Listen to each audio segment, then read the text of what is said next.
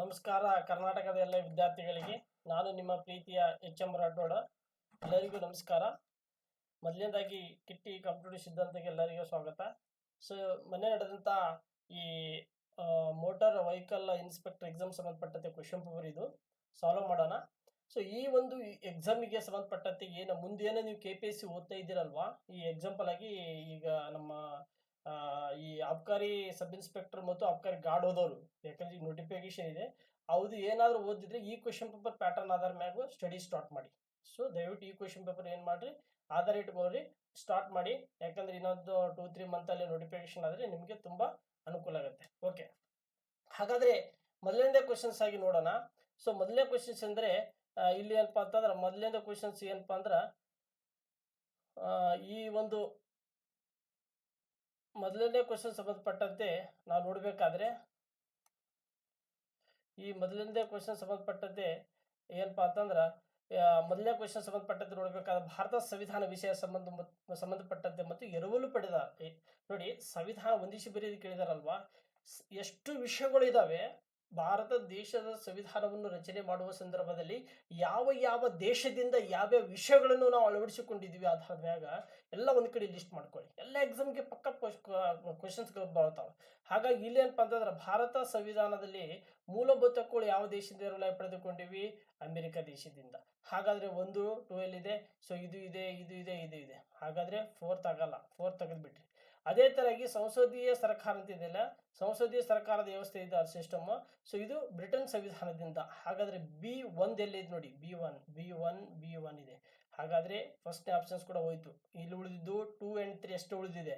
Next emergency ಸಂಬಂಧಪಟ್ಟ ತುರ್ತು ಪರಿಸ್ಥಿತಿ ಅಧಿಕಾರಕ್ಕೆ ಸಂಬಂಧಪಟ್ಟಂತೆ ನೋಡಿದಾಗ ನಾವೇನು ಮಾಡಿವಿ, ಜರ್ಮನಿ ಸಂವಿಧಾನದಿಂದ ಎರವಲಾಗಿ ಪಡೆದುಕೊಂಡಿವಿ. ಸೊ ಇದಕ್ಕೆ ಸಂಬಂಧಪಟ್ಟ ಸಿ, ಹಾಗೆ C5 ಎಲ್ಲಿದೆ ನೋಡಿ, C5. ಹಾಗಾದ್ರೆ ಇಲ್ಲೇ ಡನ್ ಆಯಿತು. ಹಾಗಾದ್ರೆ ಇದಕ್ಕೆ ಸಂಬಂಧಪಟ್ಟದ್ದು ಏನು, 3 ಸರಿಯಾದದ್ದು.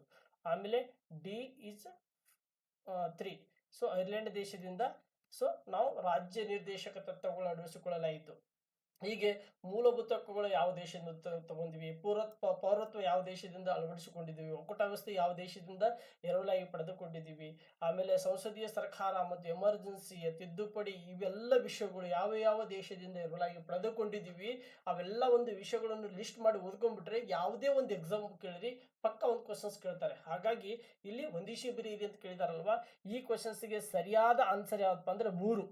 ಹೌದಾ, 3 ಆಪ್ಷನ್ ಸರಿಯಾದದ್ದು. ನೆಕ್ಸ್ಟ್ ಎರಡನೇ ಕ್ವಶನ್ಸ್ಗೆ ಹೋಗೋಣ. ಎರಡನೇ ಕ್ವಶನ್ಸ್ ಆಮೇಲೆ ಎರಡನೇಗೆ ಸಂಬಂಧಪಟ್ಟಂತೆ ನೋಡಿದಾಗ ಇಲ್ಲಿ ಎರಡನೇದು ಏನಪ್ಪಾ ಅಂತಂದ್ರೆ, ಕೇಂದ್ರ ಮತ್ತು ರಾಜ್ಯ ಸರ್ಕಾರಗಳ ಸಂಬಂಧಗಳಿಗೆ ಸಂಬಂಧಿಸಿದಂತೆ ಕೆಳಗಿನ ಯಾವ ಸದನದ ಗೊತ್ತುವಳಿ, ಹೌದಾ, ಅನುಮೋದನೆಗೊಳಿಸಿದಲ್ಲಿ ಭಾರತದ ಸಂಸತ್ತು ರಾಜ್ಯ ಪಟ್ಟಿಯಲ್ಲಿ ಬರುವ ಯಾವುದೇ ಒಂದು ವಿಷಯ ಸಂಬಂಧಪಟ್ಟಂತೆ ಶಾಸನಗಳನ್ನು ಮಾಡಬಹುದು. ನೋಡಿ, ಸಂಸತ್ತು ರಾಜ್ಯ ಪಟ್ಟಿಯಲ್ಲಿ ಬರುವ ಯಾವುದೇ ವಿಷಯಗಳನ್ನು ಸಂಬಂಧಪಟ್ಟಂತೆ ಶಾಸನಗಳನ್ನು ಮಾಡಬಹುದು. ಸೊ ಮಾಡಬೇಕಾದ್ರೆ ಎಷ್ಟು ಮೆಜಾರಿಟಿ ಬೇಕು? ಇದಕ್ಕೆ ಸಂಬಂಧಪಟ್ಟಂತೆ ಸರಿಯಾದದ್ದು ಏನಪ್ಪಾ ಅಂದ್ರೆ 4. ರಾಜ್ಯಸಭೆಯ 2/3 ಸದಸ್ಯರು ಕಡಿಮೆ ಇಲ್ಲದೆ ಬಹುಮತ ಇದ್ದಾಗ ಮಾತ್ರ ಏನು ಮಾಡಬೇಕು, ರಾಜ್ಯ ಪಠ್ಯದಲ್ಲಿರುವ ವಿಷಯಗಳ ಸಂಬಂಧಪಟ್ಟಂತೆ ನಮಗೆ ಭಾರತದ ಸಂಸತ್ತು ಏನು ಮಾಡಬಹುದು, ಅದಕ್ಕೆ ಶಾಸನವನ್ನು ಮಾಡಬಹುದು. ಇಲ್ಲಿ ನೋಡಿ, ಕೇಂದ್ರ ಸಮವರ್ತಿ ಪಟ್ಟಿ, ರಾಜ್ಯ ಪಟ್ಟಿ ಮತ್ತು ಕೇಂದ್ರ ಪಟ್ಟಿ, ಇವು 3 ಪಟ್ಟಿಗಳು ಲಿಸ್ಟ್ ಮಾಡ್ಕೊಳ್ಳಿ. 3 ಪಟ್ಟಿಗೆ ಸಂಬಂಧಪಟ್ಟ ತಿಳ್ಕೊಳ್ಳಿ, ಯಾವ್ಯಾವ ವಿಷಯ ಎಲ್ಲಿ ಬರುತ್ತೆ ಅನ್ನೋದು ಅರ್ಥ ಮಾಡ್ಕೊಳ್ರಿ. ಇದಕ್ಕೆ ಸಂಬಂಧಪಟ್ಟಂತೆ ಕೂಡ ಎಕ್ಸಾಮ್ ಅಲ್ಲಿ ತುಂಬಾ ಸಾರಿ ಕ್ವಶನ್ಸ್ ಕೇಳಿದ್ದಾರೆ. ಸೊ ಎರಡನೇ ಕ್ವಶನ್ ಸಂಬಂಧಪಟ್ಟಂತೆ ಸರಿಯಾದ ಆನ್ಸರು 4. ಆಮೇಲೆ ನೆಕ್ಸ್ಟ್ 3, ಇದು ರಗೂಡ್ ಸಾರಿ ಕೇಳಿದ್ದಾರೆ. ಪೊಲೀಸ್ ಕಾನ್ಸ್ಟೇಬಲ್ ನಮ್ಮ ಫೇವ್ರೇಟ್ ಕ್ವಶನ್ಸ್ ಇದು. ಈ ಕೆಳಗಿನ ಯಾವ ಸಮಿತಿ, ನೋಡಿ, ಈ ಕೆಳಗಿನ ಯಾವ ಕಮಿಟಿ ಏನಪ್ಪಾ ಅಂತಂದ್ರೆ 1964ರಲ್ಲಿ ಭ್ರಷ್ಟಾಚಾರ ನಿರ್ಮೂಲನೆ ಸಂಬಂಧಪಟ್ಟಂತೆ ರಚಿಸಲಾಯಿತು. ಭ್ರಷ್ಟಾಚಾರ ನಿರ್ಮೂಲನೆ ಸಂಬಂಧಪಟ್ಟಂತೆ ಯಾವುದಕ್ಕೆ? ಸಂತಾನಂ ಸಮಿತಿ. ರಗೂಡ್ ಸಾರಿ ಕೇಳಿದ್ದಾರೆ, ಸಂತಾನಂ ಸಮಿತಿ ಕೇಳಿದ್ದಾರೆ. ಆಮೇಲೆ ಗೋಸ್ವಾಮಿ ಸಮಿತಿ ಅಂದ್ರೆ ನಮ್ಮ ಚುನಾವಣೆಗೆ ಸಂಬಂಧಪಟ್ಟೈತಿ. ಆಮೇಲೆ ಸರ್ಕಾರಿ ಆಯೋಗ ಅಂದ್ರೆ ಕೇಂದ್ರ ಮತ್ತು ರಾಜ್ಯ ಸರ್ಕಾರ ನಡುವಿನ ಸಂಬಂಧಪಟ್ಟಂತೆ. ಇಲ್ಲಿ ಏನಪ್ಪಾ ಅಂತಂದ್ರೆ ಸಂತಾನಂ ಸಮಿತಿ ಎ ಸರಿಯಾದದ್ದು. 1964ರಲ್ಲಿ ಭ್ರಷ್ಟಾಚಾರ ನಿರ್ಮೂಲನೆಗೆ ಸಂಬಂಧಪಟ್ಟಂತೆ ರಚಿಸಲಾಯಿತು.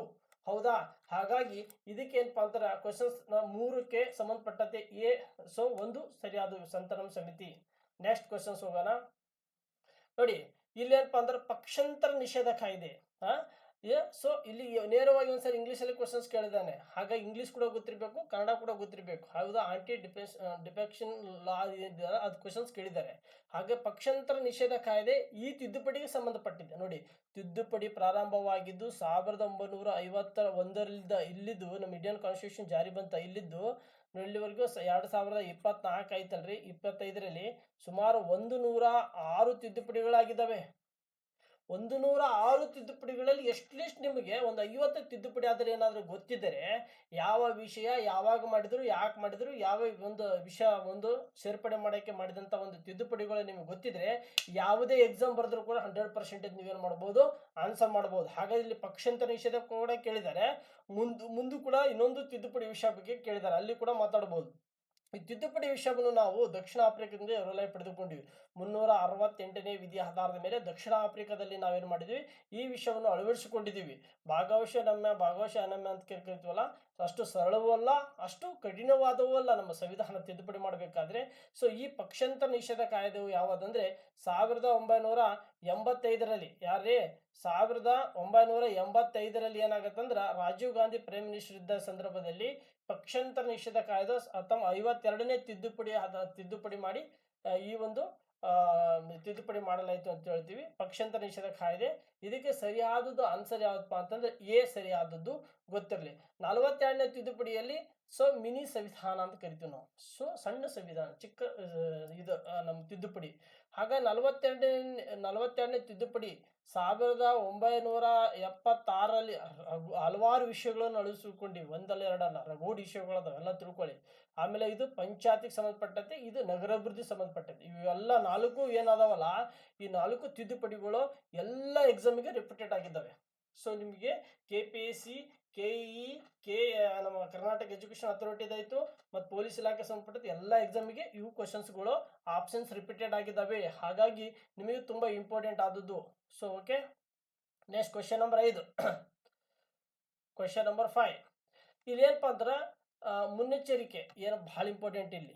ಸೊ ಮುನ್ನೆಚ್ಚರಿಕಾ ಬಂಧನ ಕಾನೂನಿಗೆ ಸಂಬಂಧಿಸಿದಂತೆ ಬಂಧಿತ ವ್ಯಕ್ತಿಯನ್ನು ಸಲಹಾ ಮಂಡಳಿಯ ಅಭಿಪ್ರಾಯ ಪಡೆಯದೆ ಈ ಕೆಳಗಿನ ಗರಿಷ್ಠ, ಬಹಳ ಇಂಪಾರ್ಟೆಂಟ್, ಗರಿಷ್ಠ ಅವಧಿ ಬಂಧನದಲ್ಲಿ ಇರಬಹುದು. ಯಾವುದಂದ್ರೆ 3 ಮಂತ್. ಹೌದಾ, ಮುನ್ನೆಚ್ಚರಿಕೆ ಬಂಧನವಾಗಿ ಕಾನೂನಿಗೆ ಸಂಬಂಧಪಟ್ಟಂತೆ ಏನಾದರೂ ಬಂಧಿಸಿದ ವ್ಯಕ್ತಿಯನ್ನು ಸಲಹಾ ಮಂಡಳಿ ಅಭಿಪ್ರಾಯನ ಪಡೆಯದೆ ಈ ಕೆಳಗಿನ ಗರಿಷ್ಠ ಅವಧಿಯವರೆಗೆ ಬಂಧನದಲ್ಲಿ ಇರಬಹುದು. ಅಂದ್ರೆ 3 ತಿಂಗಳುಗಳು ಮಾತ್ರ. ಸೊ ಇದಕ್ಕೆ ಬಂಧನದಲ್ಲಿ ಇಡಬಹುದು. ಇದಕ್ಕೆ 5ಕ್ಕೆ ಸಂಬಂಧಪಟ್ಟಂತೆ 3 ಸರಿ ಆಗಿದಿದೆ. ಸೊ ಇದು ನಿಮಗೆ ಗೊತ್ತಿರಲಿ. ನೆಕ್ಸ್ಟ್, ಈ ಕೆಳಗಿನ ಯಾವ ಸಂವಿಧಾನದ ಅನುಚ್ಛೇದವು ವಿಧಿ, ಯಾವ ಒಂದು ಆರ್ಟಿಕಲ್ಸ್ ಏನಾಗುತ್ತೆ ಅಂದ್ರೆ ಧನ ವಿನಿಯೋಗ ಮಸೂದೆಗೆ ಸಂಬಂಧಪಟ್ಟಂತೆ ಯಾವುದೋ ಒಂದು ಸಂಬಂಧಪಟ್ಟೈತೆ ಅಂದ್ರೆ ಇದಕ್ಕೆ ಸಂಬಂಧಪಟ್ಟಂತೆ ಏನಂದ್ರೆ 114/1 ಅನುಚ್ಛೇದ ಸಂಬಂಧಪಟ್ಟಂತೆ ಈ ಒಂದು ಧನ ವಿನಿಯೋಗ ಒಂದು ಮಸೂದೆಗೆ ಸಂಬಂಧಪಟ್ಟಂತದಾಗಿದೆ. ಸೊ ಇಲ್ಲಿ ಹಣಕಾಸು ಮಸೂದೆಗೆ ಸಂಬಂಧಪಟ್ಟಂತೆ ಯಾವುದು, ಆಮೇಲೆ ಮುಂಗಡ ಪತ್ರಕ್ಕೆ ಸಂಬಂಧಪಟ್ಟಂತೆ ಅನುಚ್ಛೇದ ಯಾವುದು, ಆಮೇಲೆ ಈ ಒಂದು ಧನ ಮಸೂದೆಗೆ ಸಂಬಂಧಪಟ್ಟಂಥದ್ದು ಯಾವುದು, ಫೈನಾನ್ಸ್ಗೆ ಸಂಬಂಧಪಟ್ಟಂತೆ ಯಾವುದು, ಇವೆಲ್ಲ ಏನಾಗೋದು ಒಂದು 4 ಇದಾವಲ್ಲ, ಅವು ಏನಾಗ್ತಂದ್ರೆ ಇವು ಆರ್ಟಿಕಲ್ ಯಾವ್ಯಾವ ವಿಷಯಕ್ಕೆ ಸಂಬಂಧಪಡ್ತಾವ ಅನ್ನೋದು ನೀವು ತಿಳ್ಕೊಂಡ್ಬಿಟ್ರೆ ಪಕ್ಕಾ ಕ್ವಶನ್ಸ್ಗಳು ಮುಂದಿನ ಎಕ್ಸಾಮ್ಗಳಲ್ಲಿ ಬರುವ ಸಾಧ್ಯತೆ ಇದೆ. ಕ್ವಶನ್ ನಂಬರ್ 7 ತುಂಬಾ ಇಂಪಾರ್ಟೆಂಟ್ ನೋಡ್ರಿ. ಇಲ್ಲಿ ಏನಪ್ಪಾ ಅಂತಂದ್ರ ಭಾರತ ರಾಷ್ಟ್ರಪತಿಗಳು ಅಧಿಕಾರಕ್ಕೆ ಸಂಬಂಧಿಸಿದಂತೆ, ಭಾರತದ ರಾಷ್ಟ್ರಪತಿಗಳು ರಾಷ್ಟ್ರಪತಿಗಳು ಎದಕ್ಕೆ ಅಧಿಕಾರಕ್ಕೆ ಸಂಬಂಧಪಟ್ಟಂತೆ, ಈ ರಾಷ್ಟ್ರಪತಿ ಅಧಿಕಾರಕ್ಕೆ ಸಂಬಂಧಪಟ್ಟಂತೆ ಯಾವ ಹೇಳಿಕೆ ಸರಿಯಾಗಿದೆ. ಸೊ ಕೇಂದ್ರ ಕಾರ್ಯಾಂಗದ ಮುಖ್ಯಸ್ಥರು, ರೈಟ್, ಕೇಂದ್ರ ಕಾರ್ಯಾಂಗದ ಸಂವಿಧಾನದ 54ನೇ ವಿಧಿ ಆಧಾರದ ಮೇಲೆ ಭಾರತದ ರಾಷ್ಟ್ರಪತಿಯವರು ಕೇಂದ್ರ ಕಾರ್ಯಾಂಗದ ಮುಖ್ಯಸ್ಥರಾಗಿರುತ್ತಾರೆ. ಹಾಗಾದ್ರೆ 1ನೇದ್ದು ಸರಿಯಾಗಿದೆ. ಸಂವಿಧಾನಿಕ ಮುಖ್ಯಸ್ಥರು, ಇವರು ಕೂಡ ಸಂವಿಧಾನಿಕ ಮುಖ್ಯಸ್ಥರು, ರೈಟ್. ಆಮೇಲೆ ಸರ್ಕಾರದ ಮುಖ್ಯಸ್ಥರು ಅಲ್ಲ. ಯಾಕೆ ಸರ್ಕಾರದ ಮುಖ್ಯಸ್ಥರು? ಇವರು ನಾಮಮಾತ್ರ ಕಾರ್ಯಾಂಗದ ಮುಖ್ಯಸ್ಥರಾಗಿರ್ತಾರೆ ರಾಷ್ಟ್ರಪತಿ. ನೈಜ ಕಾರ್ಯಾಂಗದ ನಾಮಮಾತ್ರ ಕಾರ್ಯಾಂಗದ ಮುಖ್ಯಸ್ಥರು ರಾಷ್ಟ್ರಪತಿ ಆಗಿರ್ತಾರೆ. ನೈಜ ಕಾರ್ಯಾಂಗದ ಮುಖ್ಯಸ್ಥರು ಪ್ರೈಮ್ ಮಿನಿಸ್ಟರ್ ಆಗಿರ್ತಾರೆ, ಪ್ರಧಾನಮಂತ್ರಿಗಳು. ಹಾಗೆ ಸರ್ಕಾರದ ಮುಖ್ಯಸ್ಥರು ಯಾರಿರ್ತಾರೆ? ಪ್ರೈಮ್ ಮಿನಿಸ್ಟರ್ ಆಗಿರ್ತಾರೆ. ಹಾಗಾಗಿ ತಪ್ಪಿದು. ಆಮೇಲೆ ರಕ್ಷಣಾ ದಳದ ಮಹಾದಂಡನಾಯಕ, ನೋಡಿ ಇದು ಕೂಡ ರೈಟ್. ರಕ್ಷಣಾ ದಳದ ಮಹಾದಂಡನಾಯಕ ನೋಡಿ, ಭೂಪಡೆ, ವಾಯುಪಡೆ, ನೌಕಾಪಡೆ, ಈ 3 ಪಡೆಗಳ ಮಹಾದಂಡನಾಯಕನಾಗಿ ರಾಷ್ಟ್ರಪತಿ ಇರ್ತಾರೆ. ಹಾಗಾಗಿ ರಾಷ್ಟ್ರಪತಿ ಮಹಾದಂಡ ನಾಯಕನ ಅಂತ ಕರಿತೀವಿ. ಆಮೇಲೆ ಕ್ಯಾಬಿನೆಟ್ ಮುಖ್ಯಸ್ಥರು PM ಇರ್ತಾರೆ, ಹೌದಾ, ಪ್ರೈಮ್ ಮಿನಿಸ್ಟರ್ ಇರ್ತಾರೆ. ಹಾಗೆ ಸರಿಯಲ್ಲ.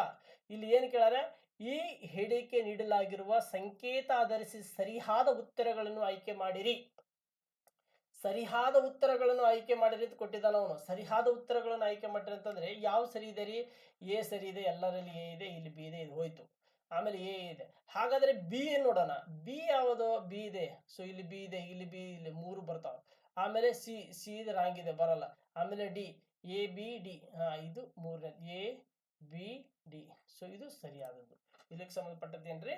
ಸೊ ಕ್ವಶನ್ ನಂಬರ್ 7ಗೆ ಸಂಬಂಧಪಟ್ಟದ್ದು ಏನಪ್ಪಾ ಅಂದ್ರೆ ಇಲ್ಲಿ 3 ಸರಿಯಾದದ್ದು, ಎ ಬಿ ಡಿ 3 ಸರಿಯಾದದ್ದು ಸಂಬಂಧಪಟ್ಟಂತೆ. Next questions. ನೆಕ್ಸ್ಟ್ ಇಲ್ಲಿ ಕ್ವಶನ್ ನಂಬರ್ 8. ಭಾರತದ ಇದು ಒಂದು ಆಧುನಿಕ ಭಾರತದ ಇತಿಹಾಸಕ್ಕೆ ಸಂಬಂಧಪಟ್ಟಂತೆ ಕ್ವಶನ್ ಕೇಳಿದರೆ, ಗಾಂಧಿ ಯುಗಕ್ಕೆ ಸಂಬಂಧಪಟ್ಟಂತೆ ಯಾವ ಘಟನೆಯು ತರುವಾಯ ಗಾಂಧೀಜಿಯವರು ಅಸಹಕಾರ ಚಳವಳಿ, ಅಸಹಕಾರ ಮೂವ್ಮೆಂಟ್ ಇದ್ದಲ್ರಿ, ಅಸಹಕಾರ ಚಳವಳಿ ತಕ್ಷಣವೇ ನಿಲ್ಲಿಸಿದರು. ನೋಡಿ, 1921ರಲ್ಲಿ ಮಹಾತ್ಮ ಗಾಂಧೀಜಿಯವರು ಅಸಹಕಾರ ಚಳವಳಿಯನ್ನು ನಡೆಸ್ತಾರೆ. ಅವಾಗ ಒಂದು ಪೊಲೀಸ್ ಕಾನ್ಸ್ಟೇಬಲ್ ಮತ್ತು PSIಗೆ ರಿಪೀಟೆಡ್ ಕ್ವಶನ್ಸ್ ಏನು ಕೇಳಿದ್ರಪ್ಪ ಅಂದ್ರೆ, ಮಹಾತ್ಮ ಗಾಂಧೀಜಿಯವರು ಅಸಹಕಾರ ಮೂವ್ಮೆಂಟ್ ಅನ್ನು ಹೊರಡಿಸುವ ಸಂದರ್ಭದಲ್ಲಿ ಭಾರತದ ಒಬ್ಬ ಪ್ರಸಿದ್ಧ ತೀವ್ರಗಾಮಿ ನಾಯಕ ಡೆತ್ ಆಗಿದ್ದಾರೆ. ಯಾರಪ್ಪ ಅಂದ್ರೆ ಮರಣ ಹೊಂದಿದ್ರು ಅಂತಂದ್ರೆ ಬಾಲ್ ಗಂಗಾಧರನಾಥ್ ತಿಲಕ್ ಅವರು. ಆಗಸ್ಟ್ 1ನೇ ತಾರೀಕು 1920ರಲ್ಲಿ ಬಾಲ್ ಗಂಗಾಧರನಾಥ್ ತಿಲಕ್ ಮರಣ ಹೊಂದಿರ್ತಾರೆ. ಅದೇ ಟೈಮಲ್ಲಿ ಇವರು ಹೊರಡಿಸಿರ್ತಾರೆ. ಅದು ಅಷ್ಟೇ ಅಲ್ಲ, ಅಸಹಕಾರ ಚಳವಳಿ ತಕ್ಷಣವೇ ನಿಲ್ಲಿಸಿದ್ರು. ಯಾಕೆ ನಿಲ್ಲಿಸಿದ್ರಪ್ಪ ಅಂತಂದ್ರೆ ಚೋರಿ ಘಟನೆ ಆಗೈತಿ. ಯಾಕಂದ್ರೆ ಉತ್ತರ ಪ್ರದೇಶದ ಗೋರಖ್ಪುರದಲ್ಲಿ 1922ರಲ್ಲಿ ಉತ್ತರ ಪ್ರದೇಶದ ಗೋರಖ್ಪುರದಲ್ಲಿ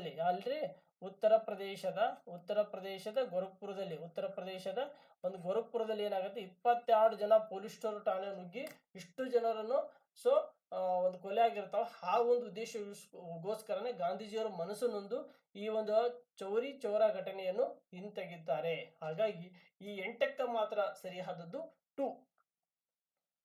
ನೆಕ್ಸ್ಟ್ ಕ್ವಶನ್ ನಂಬರ್ 9. ಯಾವ ವಿಜಯದ ನೆನಪಿಗಾಗಿ, ನೋಡ್ರಿ, ಅಕ್ಬರ್ ಭಾಳ ಡೇಂಜರ್ ಕ್ಯಾಂಡಿಡೇಟ್ ಅಕ್ಬರ್. ನೋಡ್ರಿ, ಬಾಬಾರು, ಹುಮಾಯೂನು, ಅಕ್ಬರು, ಜಹಂಗೀರು, ಶಹಜಾನು, ಔರಂಗಜೇಬು ಇವರೇನು ಮೊಘಲರ ವ್ಯಕ್ತಿಗಳದಲ್ರಿ, ಎಲ್ಲ ಎಕ್ಸಾಮಿಗೆ ಪಕ್ಕಾ ಕ್ವಶನ್ಸ್ಗಳು ಬರುವ ಟಾಪಿಕ್ಸ್ಗಳು. ಇವು 6ರ ಬಗ್ಗೆ ಸರಿಯಾಗಿ ತಿಳ್ಕೊಂಡಿದ್ರೆ ಪಕ್ಕ ಒಂದು ಕ್ವಶನ್ಸ್, ಯಾವುದೇ ಒಂದು ಎಕ್ಸಾಮ್ ಒಂದು ಕ್ವಶನ್ಸ್. ಇಲ್ಲಿ ಅಕ್ಬರ್ ಬಗ್ಗೆ ಕೇಳೋಣ, ಯಾಕಂದ್ರೆ ಅಕ್ಬರ್ ಭಾಳ ಫೇಮಸ್ ಇರ್ತಾನೆ. ಅವನು ಫತ್ತೇಪುರ್ ಸಿಕ್ರಿಯಲ್ಲಿ ಏನಾತಂದ್ರ ಬುಲಾದ್ ದರ್ವಾಜನ್ನು ನಿರ್ಮಿಸ್ತಾನ್ರಿ. ಆ ಬುಲಾದ್ ದರ್ವಾಜನ ನಿರ್ಮಿಸಿದ ಕಾರಣ ಏನಪ್ಪಾ ಅಂತಂದ್ರೆ ಗುಜರಾತ್ನ ಗೆದ್ದಿದ್ದಕ್ಕೋಸ್ಕರ ಗುಜರಾತ್ನ ನಿರ್ಮಿಸಿದ. ಅವಾಗ ಯಾಕಂದ್ರೆ ಅದ್ರ ಸವಿ ನೆನಪಿಗೋಸ್ಕರ ಏನ್ ಮಾಡ್ತಾನಂದ್ರ ಫತ್ತೇಪುರ್ ಸಿಕ್ರಿಯಲ್ಲಿ ಏನಾಗುತ್ತೆ, ಬುಲಾದ್ ದರ್ವಾಜನ ನಿರ್ಮಿಸ್ತಾರೆ. ಅದು ಎಲ್ಲಿ ಬರ್ತದೆ? ಗುಜರಾತ್ನಲ್ಲಿ ಕಂಡು ಬರುವಂಥದ್ದು. ನಿಮಗೆ ಗೊತ್ತಿರಲಿ, ಅಕ್ಬರ್ ಬಗ್ಗೆ ಚೆನ್ನಾಗಿ ಓದ್ಕೊಳ್ಳಿ. Question number 10. ನೋಡಿ, ಶಿವಾಜಿಯನ್ನು ಶಿಕ್ಷಿಸಲು ಬಿಜಾಪುರದ ಸುಲ್ತಾನನಿಂದ ಕಳಿಸಲ್ಪಟ್ಟ ಸೇನಾನಿ ಯಾರು? ನೋಡಿ, ಶಿವಾಜಿಯನ್ನು ಶಿಕ್ಷಿಸಲು ಅಂದ್ರೆ ನೋಡಿ, ಶಿವಾಜಿ ಬಗ್ಗೆ ಓದ್ಬೇಕು. ಮರಾಠ ಸಾಮ್ರಾಜ್ಯ ನೋಡ್ರಿ, ಮೊಘಲರ ಕಾಲದಲ್ಲಿ ಅಷ್ಟೊಂದು ಬಲಿಷ್ಠವಾದ, ಬಾಬರ್ಲಿದ್ದ ಔರಂಗಜೇಬರವರೆಗೆ 2ನೇ ಬಹದ್ದೂರ್ ಶಾದವರಿಗೂ ಇಸ್ಲಾಂ ಸಾಮ್ರಾಜ್ಯ ಬಲಿಷ್ಠವಾಗಿ ಬೆಳೆದಿರುತ್ತೆ. ಅಂತ ಸಾಮ್ರಾಜ್ಯವನ್ನು ಎದೆಗಟ್ಟಿ ಶಿವಾಜಿ ಒಂದು ಮರಾಠ ಸಾಮ್ರಾಜ್ಯವನ್ನು ಕೊಡ್ತಾನೆ. ಅಷ್ಟು ಪವರ್ಫುಲ್ ವ್ಯಕ್ತಿ ಶಿವಾಜಿ. ಯಾಕಂದ್ರೆ ತಾಯಿ ಜೀಜಾಬಾಯಿ ಶಿವಾಜಿಗೆ ಅದ್ಭುತವಾದಂಥ ಪಾಠಗಳನ್ನು ಹೇಳಿಕೊಡ್ತಾಳೆ. ರಾಮಾಯಣ, ಮಹಾಭಾರತ, ಭಗವದ್ಗೀತೆ ಹಲವಾರು ಕೊಟ್ಟಿರ್ತಾಳೆ. ಹಾಗಾಗಿ ಶಿವಾಜಿ ಬಗ್ಗೆ ಕೂಡ ಮುಂದೆ ಒಂದು ಕ್ವಶನ್ಸ್ ಇದೆ. ಶಿವಾಜಿ ಆಧ್ಯಾತ್ಮಿಕ ಗುರು ಯಾರು? ಶಿವಾಜಿಯ ಸಶಸ್ತ್ರ ಗುರು ಯಾರು? ಶಿವಾಜಿಯ ತಂದೆ ಯಾರು? ಶಿವಾಜಿ ತಂದೆ ಸಹಾಜಿ ಭೋಸ್ಲೆ, ಈ ಭೋಸ್ಲೆ ಅವರು ಯಾವ ಒಂದು ಮನೆತನದಲ್ಲಿ ಇದ್ರು ಅವರೆಲ್ಲ ಕೇಳ್ತಾರೆ. ಹಾಗಾಗಿ ಶಿವಾಜಿಯನ್ನು ರಕ್ಷಿಸಲು ಬಿಜಾಪುರದ ಸುಲ್ತಾನಿಂದ ಕಳಿಸಲ್ಪಟ್ಟ ಸೇನಾನಿ ಯಾರಪ್ಪ ಅಂತಂದ್ರೆ ಅಫ್ಜಲ್ ಖಾನ್. ಯಾವ ಖಾನ್ ರೀ? ಅಫ್ಜಲ್ ಖಾನ್ ರೀ. ಶಿವಾಜಿಯನ್ನು ರಕ್ಷಿಸಲು ಬಿಜಾಪುರ ಸುಲ್ತಾನಿಂದ ಕಳಿಸಲ್ಪಟ್ಟ ಸೇನಾನಿ ಯಾರಂದ್ರೆ ಅಫ್ಜಲ್ ಖಾನ್ ರೀ. ಇದು ರಿಪೀಟೆಡ್ ಕ್ವಶನ್ಸು. ಇದು ಒಂದು ಅಲ್ಲ, ಸುಮಾರು ಒಂದು 7-8 ಸಾರಿ ನಮ್ಮ ಪೊಲೀಸ್ ಇಲಾಖೆ ಕೇಳಿದ್ದಾರೆ, PSI ಕೇಳಿದ್ದಾರೆ. ಇದು ರಿಪೀಟೆಡ್ ಕ್ವಶನ್ಸು. ಹಾಗಾಗಿ ರಿಪೀಟೆಡ್ ಕ್ವಶನ್ಸ್ಗಳು ಯಾವುದೇ ಕಾರಣಕ್ಕೆ ತಪ್ಪಾಗಬಾರ್ದು. ತಪ್ಪೇನಾದ್ರೂ ಆದರೆ ಯಾವುದೇ ಕಾರಣಕ್ಕೆ ನೀವು ಲಿಸ್ಟಲ್ಲಿ ಹೊರಗಿರ್ತೀರಿ. ಯಾವುದೇ ಒಂದು ಎಕ್ಸಾಮಲ್ಲಿ IAS ಎಕ್ಸಾಮ್ ಹಿಡಿದ್ರು, ಪೊಲೀಸ್ ಕಾನ್ಸ್ಟೇಬಲ್ ಎಕ್ಸಾಮ್ ಏನಿದಾವಲ್ರಿ, ಆ ಎಕ್ಸಾಮಲ್ಲಿ ಬಂದಂಥ ಕ್ವಶನ್ಸ್ಗಳು ಮುಂದೆ ಯಾವುದಾದ್ರೂ ಒಂದು ಎಕ್ಸಾಮಲ್ಲಿ ಕ್ವಶನ್ಸ್ಗಳು ಕೇಳಿದ ಖರೆ ಆದರೆ ಆ ಕ್ವಶನ್ಸ್ಗಳು ಯಾವುದೇ ಕಾರಣಕ್ಕೆ ನೀವು ರಾಂಗ್ ಮಾಡಬಾರ್ದು. ರಾಂಗ್ ಮಾಡಿದರೆ ನೀವು ಆ ಒಂದು ಪೋಸ್ಟ್ದಿಂದ ಹೊರಗಿರ್ತೀರ ಅಷ್ಟೇ. ನೋಡಿ ನೆಕ್ಸ್ಟ್ 11ನೇ ಕ್ವಶನ್ಸ್ ಏನಪ್ಪಾ ಅಂತಂದ್ರ 3ನೇ ಆಂಗ್ಲ ಮೈಸೂರು ಯುದ್ಧ. ಎಷ್ಟು ಯುದ್ಧಗಳಾಗ್ತಾವ್ರಿ? 4 ಆಂಗ್ಲ ಮೈಸೂರು ಯುದ್ಧಗಳಾಗ್ತಾವ. 3 ಕರ್ನಾಟಕ ಯುದ್ಧಗಳು, 3 ಮರಾಠಾಂಗ್ಲ, 3 ಅಫ್ಘಾನ್ ಯುದ್ಧಗಳು, 4 ಆಂಗ್ಲೋ ಮೈಸೂರು ಯುದ್ಧಗಳು. 4 ಆಂಗ್ಲೋ ಮೈಸೂರು ಯುದ್ಧಗಳು ನಡೆಯ ಕಾರಣವೇನು? ಆ ಸಂದರ್ಭದಲ್ಲಿ ಗವರ್ನರ್ ಜನರಲ್ ಇದ್ರು. ಆ ಸಂದರ್ಭ ಯಾರ್ಯಾರ ಮಧ್ಯದಲ್ಲಿ ನಡೆಯಿತು, ಅದು ಯಾವ ಒಪ್ಪಂದ ಮಾಡ್ಕೊಂಡ್ರು, ಅದು ಪರಿಣಾಮ ಏನು ಎಲ್ಲ ತಿಳ್ಕೊಡ್ರಿ. ಆಮೇಲೆ 1767ರಿಂದ 69ರವರೆಗೂ 1ನೇ ಆಂಗ್ಲ ಮೈಸೂರು ಯುದ್ಧ. 1780ರಿಂದ 84 2ನೇ ಆಂಗ್ಲ ಮೈಸೂರು ಯುದ್ಧ. ಸೊ 1790ರಿಂದ 92, ಆಮೇಲೆ 1799 4 ಆಂಗ್ಲ ಮೈಸೂರು ಯುದ್ಧಗಳು ಆಗ್ತವೆ. ಈ 4 ಆಂಗ್ಲ ಮೈಸೂರು ಯುದ್ಧಗಳು ಆಗ್ತಾವಲ್ರಿ, ಈ 4 ಆಂಗ್ಲ ಮೈಸೂರು ಯುದ್ಧಕ್ಕೆ ಒಪ್ಪಂದ ಯಾವ್ದಂತ ಕೇಳ್ಯಾರ. 3ನೇ ಕೇಳ ನೀವು, 3ನೇ ಒಪ್ಪಂದ. ಫಸ್ಟ್ ಯಾವ್ದಾಗತ್ರಿ? ಫಸ್ಟ್ ಮದ್ರಾಸ್ ಒಪ್ಪಂದ ಮಾಡ್ಕೋತಾರೆ. ಅದು ಆದ್ಮೇಲೆ ಯಾವ್ದಾಗತ್ರಿ? ಮಂಗಳೂರು ಒಪ್ಪಂದ ಮಾಡ್ಕೋತಾನೆ. ಇವನೇನು ಕೇಳ್ರಿ? 3ನೇ ಒಪ್ಪಂದ ಅಂದ್ರೆ ಶ್ರೀರಂಗಪಟ್ಟಣ ಒಪ್ಪಂದ. ಯಾವ್ದ್ರಿ? ಶ್ರೀರಂಗಪಟ್ಟಣ ಒಪ್ಪಂದ ಮಾಡ್ಕೋತಾರೆ. ಸೊ ಮೈಸೂರು ಒಪ್ಪಂದ ಮಾಡಲ್ಲ, ಅಷ್ಟು ಗೊತ್ತಿರಲಿ. ಶ್ರೀರಂಗ ಒಪ್ಪಂದ ಮಾಡ್ಕೋತಾರೆ. ಸೊ ಇಲ್ಲಿ ಏನಂದ್ರೆ ನಿಮ್ಗೆ ಗೊತ್ತಿರಲಿ, ಕ್ವಶನ್ ನಂಬರ್ 11ಕ್ಕೆ ಸಂಬಂಧಪಟ್ಟಂತೆ ಸರಿಯಾದದ್ದು ಯಾವ್ದಂದ್ರೆ ಎ ಗೊತ್ತಿರಬೇಕು. Next questions question number 12. ಯಾವ ವರ್ಷ ಮೈಸೂರು ರಾಜ್ಯವನ್ನು ಕರ್ನಾಟಕ ಎಂದು ಹೆಸರಿಸಲಾಯಿತು? ನೋಡಿ 1956 ಮೈಸೂರು ಏಕೀಕರಣ ಆಯಿತು ನವೆಂಬರ್ 1ನೇ ತಾರೀಕಿನಿಂದ. ಈ ನವೆಂಬರ್ 1ಕ್ಕೆ ಏನಾಯಿತು? ಮೈಸೂರು ಕರ್ನಾಟಕ ರಾಜ್ಯ, ಮೈಸೂರು ವಿಶಾಲ ಮೈಸೂರು ರಾಜ್ಯ ಉದಯವಾಯಿತು. ಅವಾಗ ಹೆಸರು ನಿಜಲಿಂಗಪ್ಪ ಈ ಮುಖ್ಯಮಂತ್ರಿ ಆಗಿರ್ತಾರೆ. 1973ರಲ್ಲಿ ಅದೇ ನವೆಂಬರ್ 1ಕ್ಕೆ ಮತ್ತು ಕರ್ನಾಟಕದ ನಾಮಕರಣ ಆಗುತ್ತಾ ದೇವರಾಜ ಅರಸರವರು ಈ ಮುಖ್ಯಮಂತ್ರಿ ಇದ್ದ ಸಂದರ್ಭದಲ್ಲಿ. ಹಾಗಾಗಿ ಇದಕ್ಕೆ 2023ರಲ್ಲಿ, ಆಮೇಲೆ 1973 2023ಕ್ಕೆ 50 ವರ್ಷ ಸುವರ್ಣ ಮಹೋತ್ಸವ ಆಚರಣೆ ಮಾಡಿದ್ದೀವಿ. ಹಾಗಾಗಿ ಈ ಒಂದು ವಿಷಯಕ್ಕೆ ಸಂಬಂಧಪಟ್ಟಂತೆ ಕ್ವಶನ್ಸ್ ಕೇಳಿದ್ದಾರೆ ಅಂತ ಹೇಳ್ಬೋದು. ನೆಕ್ಸ್ಟ್ ಕ್ವಶನ್ ನಂಬರ್ ಇದಕ್ಕೆ ಸಂಬಂಧಪಟ್ಟಂತೆ 1973 ಇದು 3. Next 13ನೇ questions. ಕುವೆಂಪು ಅವರು ಯಾವ ವರ್ಷದಲ್ಲಿ ಜ್ಞಾನಪೀಠ ಪ್ರಶಸ್ತಿಯನ್ನು ಪಡೆದರು? ಕುವೆಂಪು ಯಾವ ವರ್ಷ? ನೋಡಿ ಜ್ಞಾನಪೀಠ ಭಾಳ ಇಂಪಾರ್ಟೆಂಟ್. 1961ರಲ್ಲಿ ಸ್ಥಾಪನೆ ಆಗಿ 1965ರಲ್ಲಿ ಜ್ಞಾನಪೀಠ ಕೊಡ್ತಾರೆ. ಮೊದಲು ಜಿ ಶಂಕರ್ ಕುರಾಪ್, ಅದು ಗೊತ್ತಿರ್ತಾಳೆ. ಅಲ್ಲಿದ್ದು ನಮ್ಮ ಕರ್ನಾಟಕದಲ್ಲಿ ಎಷ್ಟು ಜನ ತಗೊಂಡಾರಪ್ಪ ಅಂದ್ರೆ 8 ಜನ ತಗೊಂಡಾರ. 8 ಜನದಲ್ಲಿ ಮೊದಲ ತಗೊಂಡ ಯಾರು, ಯಾವ ವರ್ಷ ತಗೊಂಡಾರಪ್ಪ ಅಂದ್ರೆ ಕುವೆಂಪು. ನೋಡಿ ಇಲ್ಲಿ ಹೆಸರು ಬಂತು, ಕುವೆಂಪು ತಗೊಂಡಾರೆ. ಆದರೆ ಜ್ಞಾನಪೀಠ ಪ್ರಶಸ್ತಿ ಪಡೆದ ಯಾವ ವರ್ಷ ಅಂದ್ರೆ 1967. ನೋಡಿ 1967ರಲ್ಲಿ ಕುವೆಂಪು ಅವರು ತಗೋತಾರೆ. 1973ರಲ್ಲಿ ಏನಾಗತ್ತ? ದ.ರಾ ಬೇಂದ್ರೆ ತಗೋತಾರೆ. 1977ರಲ್ಲಿ ಶಿವರಾಮ್ ಕಾರಂತ್ ತಗೋತಾರೆ. 1983ರಲ್ಲಿ ಏನಾಗತ್ತಾರೆ? ಮಾಸ್ತಿ ವೆಂಕಟೇಶ್ವರ ಅಯ್ಯಂಗಾರ್. 1990ರಲ್ಲಿ ಅನಂತ ಮೂರ್ತಿ ಅವರು ತಗೋತಾರೆ. 1994ರಲ್ಲಿ ಇಕ್ರೋ ಗೋಕಾಕ್ ತಗೋತಾರೆ. ಇವರು 1990ರಲ್ಲಿ ವಿಕ್ರೋ ಗೋಕಾಕ, 1994ರಲ್ಲಿ ಅನಂತ ಮೂರ್ತಿ, 1998ರಲ್ಲಿ ಗಿರೀಶ್ ಕಾರ್ನಾಡ್, 2010ರಲ್ಲಿ ಚಂದ್ರಶೇಖರ್ ಕಂಬಾರ್ ಅವರು. ಈ ಒಂದು ಪ್ರಶಸ್ತಿಗಳು ಕಾಲಾನುಕ್ರಮದಲ್ಲಿ ಕೇಳ್ಬೋದು. ಅವ್ರ ಕೃತಿಗಳು ಕೇಳ್ಬೋದು. ರಾಮಾಯಣ ದರ್ಶನಂ ಕೇಳ್ಬೋದು, 4 ತಂತಿ ಕೇಳ್ಬೋದು, ಮುಕ್ಕಂಜಿಯ ಕನಸು ಕೇಳ್ಬೋದು, ಭಾರತ ಸಿಂಧು ರೇಷ್ಮೆ ಕೇಳ್ಬೋದು, ಭಾರತ ನಾಟ್ಯ ಕೇಳ್ಬೋದು, ಸಮಗ್ರ ಸಾಹಿತ್ಯ ಕೇಳ್ಬೋದು. ಸೊ ಹಾಗಾಗಿ ನಿಮಗೆಲ್ಲ ಗೊತ್ತಿರ್ಬೇಕ್ರಿ ಕ್ವಶನ್ ಪೇಪರ್ ಹೆಂಗೆ ಬಿಡಿಸ್ಬೇಕಪ್ಪ ಅಂತಂದ್ರೆ. ನನಗೆ ಆ್ಯಕ್ಚುಲಿ 100 ಕ್ವಶನ್ಸ್ ಪೇಪರ್ ಬಿಡಿಸ್ಬೇಕಾದ್ರೆ ಸುಮಾರು 4-5 ತಾಸು ಬೇಕಾಗತ್ತೆ. ನಾನು ಏನು ಬೇಕಷ್ಟೇ ಹೇಳ್ತಾ ಇದ್ದೀನಿ, ಅರ್ಥ ಆಯ್ತಾ? ಸೊ ಇವು 4 ಆಪ್ಷನ್ಸ್ಗಳು ಹೇಳ್ಕೊತ ಹೋಗ್ಬಿಟ್ರೆ ಜಗ್ಗ ಟೈಮ್ ತಗೋತ್ತೆ. ಹಾಗಾಗಿ ನಿಮಗೆಲ್ಲ ಗೊತ್ತಿರಬೇಕಾದ ವಿಷಯಗಳು. ರಿಪೀಟೆಡ್ ಕ್ವಶನ್ಸ್ಗಳು ತುಂಬ ರಿಪೀಟೆಡ್ ಇದ್ದಾವೆ. ನೋಡಿ ಐಹೊಳೆ ಎಲ್ಲಿ ಬರ್ತ್ರಿ? ಬಾದಾಮಿ ಚಾಲುಕ್ಯರು, ಬಾದಾಮಿ ಆರಂಭದ ಚಾಲುಕ್ಯರು ಅಂತ ಕರಿತೀವಿ. ಬಾದಾಮಿ ಚಾಲುಕ್ಯರು ಬಲಗೈ ಬಂಟ್ರವರು. ಆ ಟೈಮಲ್ಲಿ ಬಾದಾಮಿ ಚಾಲುಕ್ಯರಪ್ಪ ಅಂದ್ರೆ ಭಾರತೀಯ ದೇಗುಲ ವಾಸ್ತುಶಿಲ್ಪದ ತೊಟ್ಟಿಲು ಕರಿತೀವಿ. ಭಾರತೀಯ ದೇಗುಲ ವಾಸ್ತುಶಿಲ್ಪದ ತೊಟ್ಟಿಲು ಎಂದು ಯಾರು ಕರೆದರು ಅಂತಂದ್ರೆ ಪರ್ಸಿ ಬ್ರೌನ್ ಕರೀತಾರೆ. ನೋಡಿ ಪರ್ಸಿ ಬ್ರೌನ್. BL ರೈಸ್ ಶಾಸನಗಳ ಪಿತಾಮಹ ಅಂತ ಕರಿತೀವಿ, ಕರ್ನಾಟಕ ಶಾಸನಗಳ ಪಿತಾಮಹ. ಈ ಪರ್ಸಿ ಬ್ರೌನು ಮತ್ತು ಸ್ಮಿತ್ ಅಂತ ಬರ್ತಾನೆ ಗೊತ್ತಾ? ಈ ಸ್ಮಿತ್, VS ಸ್ಮಿತ್, ಇವರಿಬ್ಬರು ಬಗ್ಗೆ ಅತಿ ಹೆಚ್ಚು ಕ್ವಶನ್ಸ್ಗಳು ಕೇಳಿದ್ದಾರೆ, ಡೌಟೇ ಇಲ್ಲ. ಹಾಗಾಗಿ ಬಾದಾಮಿ ಚಾಲುಕ್ಯರ ಬಗ್ಗೆ ಯಾಕೆ ಕೇಳ್ತಾರಪ್ಪ? ಬಾದಾಮಿ ಸಾಮ್ರಾಜ್ಯ ಎಂಥದಿತ್ತು ಓದ್ಬೇಕಾದ್ರ ಈ ಐಹೊಳೆ ಶಾಸನವನ್ನು ಓದಬೇಕು. ಐಹೊಳೆ ಶಾಸನ ಇದನ್ನ ಯಾರಂದ್ರೆ ರವಿ ನಮ್ಮ ರವಿಕೀರ್ತಿ ಅವ್ರು ಏನು ಮಾಡ್ತಾರೆ, ಐಹೊಳೆ ಶಾಸನವನ್ನು ಏನು ಮಾಡ್ತಾರೆ, ಹೊರಡಿಸ್ತಾರೆ. ಇವ್ರ ಬಗ್ಗೆ ವರ್ಣನೆ ತುಂಬ ಇದೆ. ನಾವು ಬಾದಾಮಿ ಶಾಸನ ಓದಬೇಕಾದ್ರೆ ನರ್ಮದಾ ನದಿ, ನರ್ಮದಾ ಕದನ ಅಂತ ಓದ್ಬೋದು. ಹರ್ಷವರ್ಧನ ಉತ್ತರ ಪತೇಶ್ವರ, ದಕ್ಷಿಣ ಪತೇಶ್ವರ, ಇಮ್ಮಡಿ ಪುಲಿಕೇಶಿ ಬಗ್ಗೆ ಏನಾದ್ರೆ ಬಾದಾಮಿ ಒಂದು ಓದಬೇಕು. ಬಟ್ ಇಲ್ಲಿ ಐಹೊಳೆ ಅಷ್ಟೇ ಅಲ್ಲ, ಐಹೊಳೆ, ಪಟ್ಟದಕಲ್ಲು, ಬಾದಾಮಿ, ಬನಶಂಕರಿ, ಮಹಾಕೋಟ, ಇವರು 5 ಪ್ಲೇಸ್ಗಳ ಬಗ್ಗೆ ತಿಳ್ಕೋಬೇಕು. ಅತಿ ಹೆಚ್ಚು ಕ್ವಶನ್ಸ್ಗಳು ಬಂದಿದೆ ಎಕ್ಸಾಮ್ಗಳಲ್ಲಿ. ಸಮಗ್ರವಾಗಿ ಅಧ್ಯಯನ ಮಾಡಿ ಸ್ನೇಹಿತರೆ. ತುಂಬ ಇವಾಗಿನ ಗೌರ್ಮೆಂಟ್ ಜಾಬ್ ತಗೋಬೇಕಾದ್ರೆ ತುಂಬ ಕಾಂಪಿಟೇಷನ್ ಇದೆ. ನೀವೇನು ಮಾಡಬೇಕು, ಆಳವಾಗಿ 360 ಡಿಗ್ರಿ ಆ್ಯಂಗಲ್ ಮುಖಾಂತರ ತಿಳ್ಕೊಂಡಾಗ ಮಾತ್ರ ಎಕ್ಸಾಮ್ ಕ್ಲಿಯರ್ ಮಾಡಬಹುದು. Next question number 15. ಕರ್ನಾಟಕದ ಈ ನದಿಗಳಲ್ಲಿ ಪೂರ್ವಕ್ಕೆ ಹರಿಯುವ ನದಿ ಯಾವುದು? ಕರ್ನಾಟಕದ ಈ ನದಿಗಳಲ್ಲಿ ಪೂರ್ವಕ್ಕೆ ಹರಿಯುವ ನದಿ ಯಾವುದಪ್ಪ ಅಂತಂದ್ರೆ ತುಂಗಾ ನದಿ.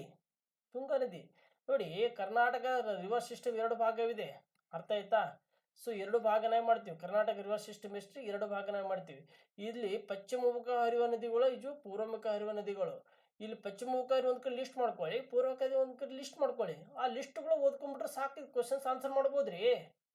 ಹಾಗಾದ್ರೆ ಅಗನಾಸಿನಿ, ಕಾಳಿ, ವರಾಹಿ ಅನ್ನೋದು ನಮ್ಗೆ ಪಶ್ಚಿಮಮುಖವಾಗಿ ಹರಿಯುವ ನದಿಗಳು. ಅತ್ಯಂತ ಸಣ್ಣ ಸಣ್ಣ ನದಿಗಳು ಇವೆಲ್ಲ. ನಮ್ಮ ಕರ್ನಾಟಕದ ಕರಾವಳಿ ಭಾಗ, ಕರ್ನಾಟಕದ ಮಲೆನಾಡು ಭಾಗದಲ್ಲಿ ಉಗಮಗೊಳ್ಳುವಂತ ನದಿಗಳು. ಈ ಕಾವೇರಿ, ಕೃಷ್ಣ ಇವೆಲ್ಲ ಏನಪ್ಪಾ ಅಂದ್ರೆ ದೊಡ್ಡ ದೊಡ್ಡ ನದಿಗಳು. ಅವೆಲ್ಲ ಪಶ್ಚಿಮಕ್ಕೆ ಪೂರ್ವ ಬಂಗಾಳ ಕೊಲ್ಲಿ ಸೇರುವಂತ ನದಿಗಳು ಅವೆಲ್ಲ. ಅದಕ್ಕಾಗಿ ಪೂರ್ವಕ್ಕೆ ಹರಿಯುವ ನದಿ ಯಾವುದು ಅಂದ್ರೆ ತುಂಗಾ ನದಿ ಅಂತ ಹೇಳ್ಬೋದು. ತುಂಬಾ ಇಂಪಾರ್ಟೆಂಟ್ ಆದ ಸ್ನೇಹಿತರೆ. Next question. ನೆಕ್ಸ್ಟ್ 1000 ಸಾರಿ ಕೇಳಿದ್ದಾರೆ ಇದು. ಇದು ರಘುಡ್ ಮೈಸೂರು ಸಿವಿಲ್ ಸರ್ವಿಸ್ ಪರೀಕ್ಷೆಯನ್ನು ಆರಂಭಿಸಿದ್ದಾರೆ ಯಾರು? ನಮ್ಗೆ ಎಲ್ಲರಿಗೂ ಗೊತ್ತಿದ್ದದ ಶೇಷಾದ್ರಿ ಅಯ್ಯರ್ ಸಂಬಂಧಪಟ್ಟಂತೆ ರಘುಡ್ ಪೊಲೀಸ್ ಕಾನ್ಸ್ಟೇಬಲ್ ಎಕ್ಸಾಮ್ ಸುಮಾರು ಸಾರಿ ಬಂದಿದೆ.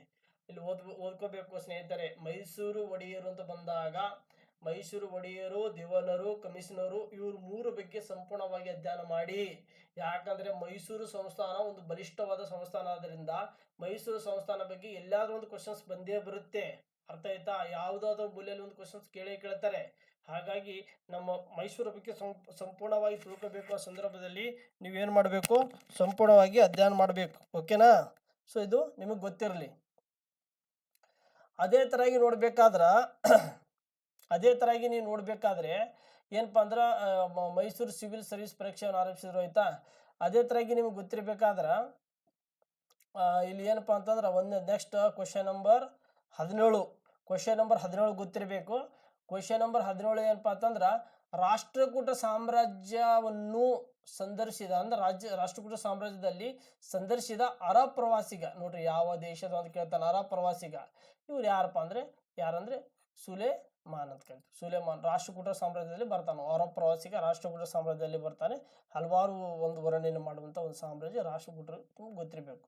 ನೆಕ್ಸ್ಟ್, ಇಲ್ಲಿ ಕೆಳಗಿನ ಯಾವ ಜೋಡಿಗಳು ಸರಿಯಾಗಿ ಹೊಂದಿಕೆಯಾಗಿವೆ?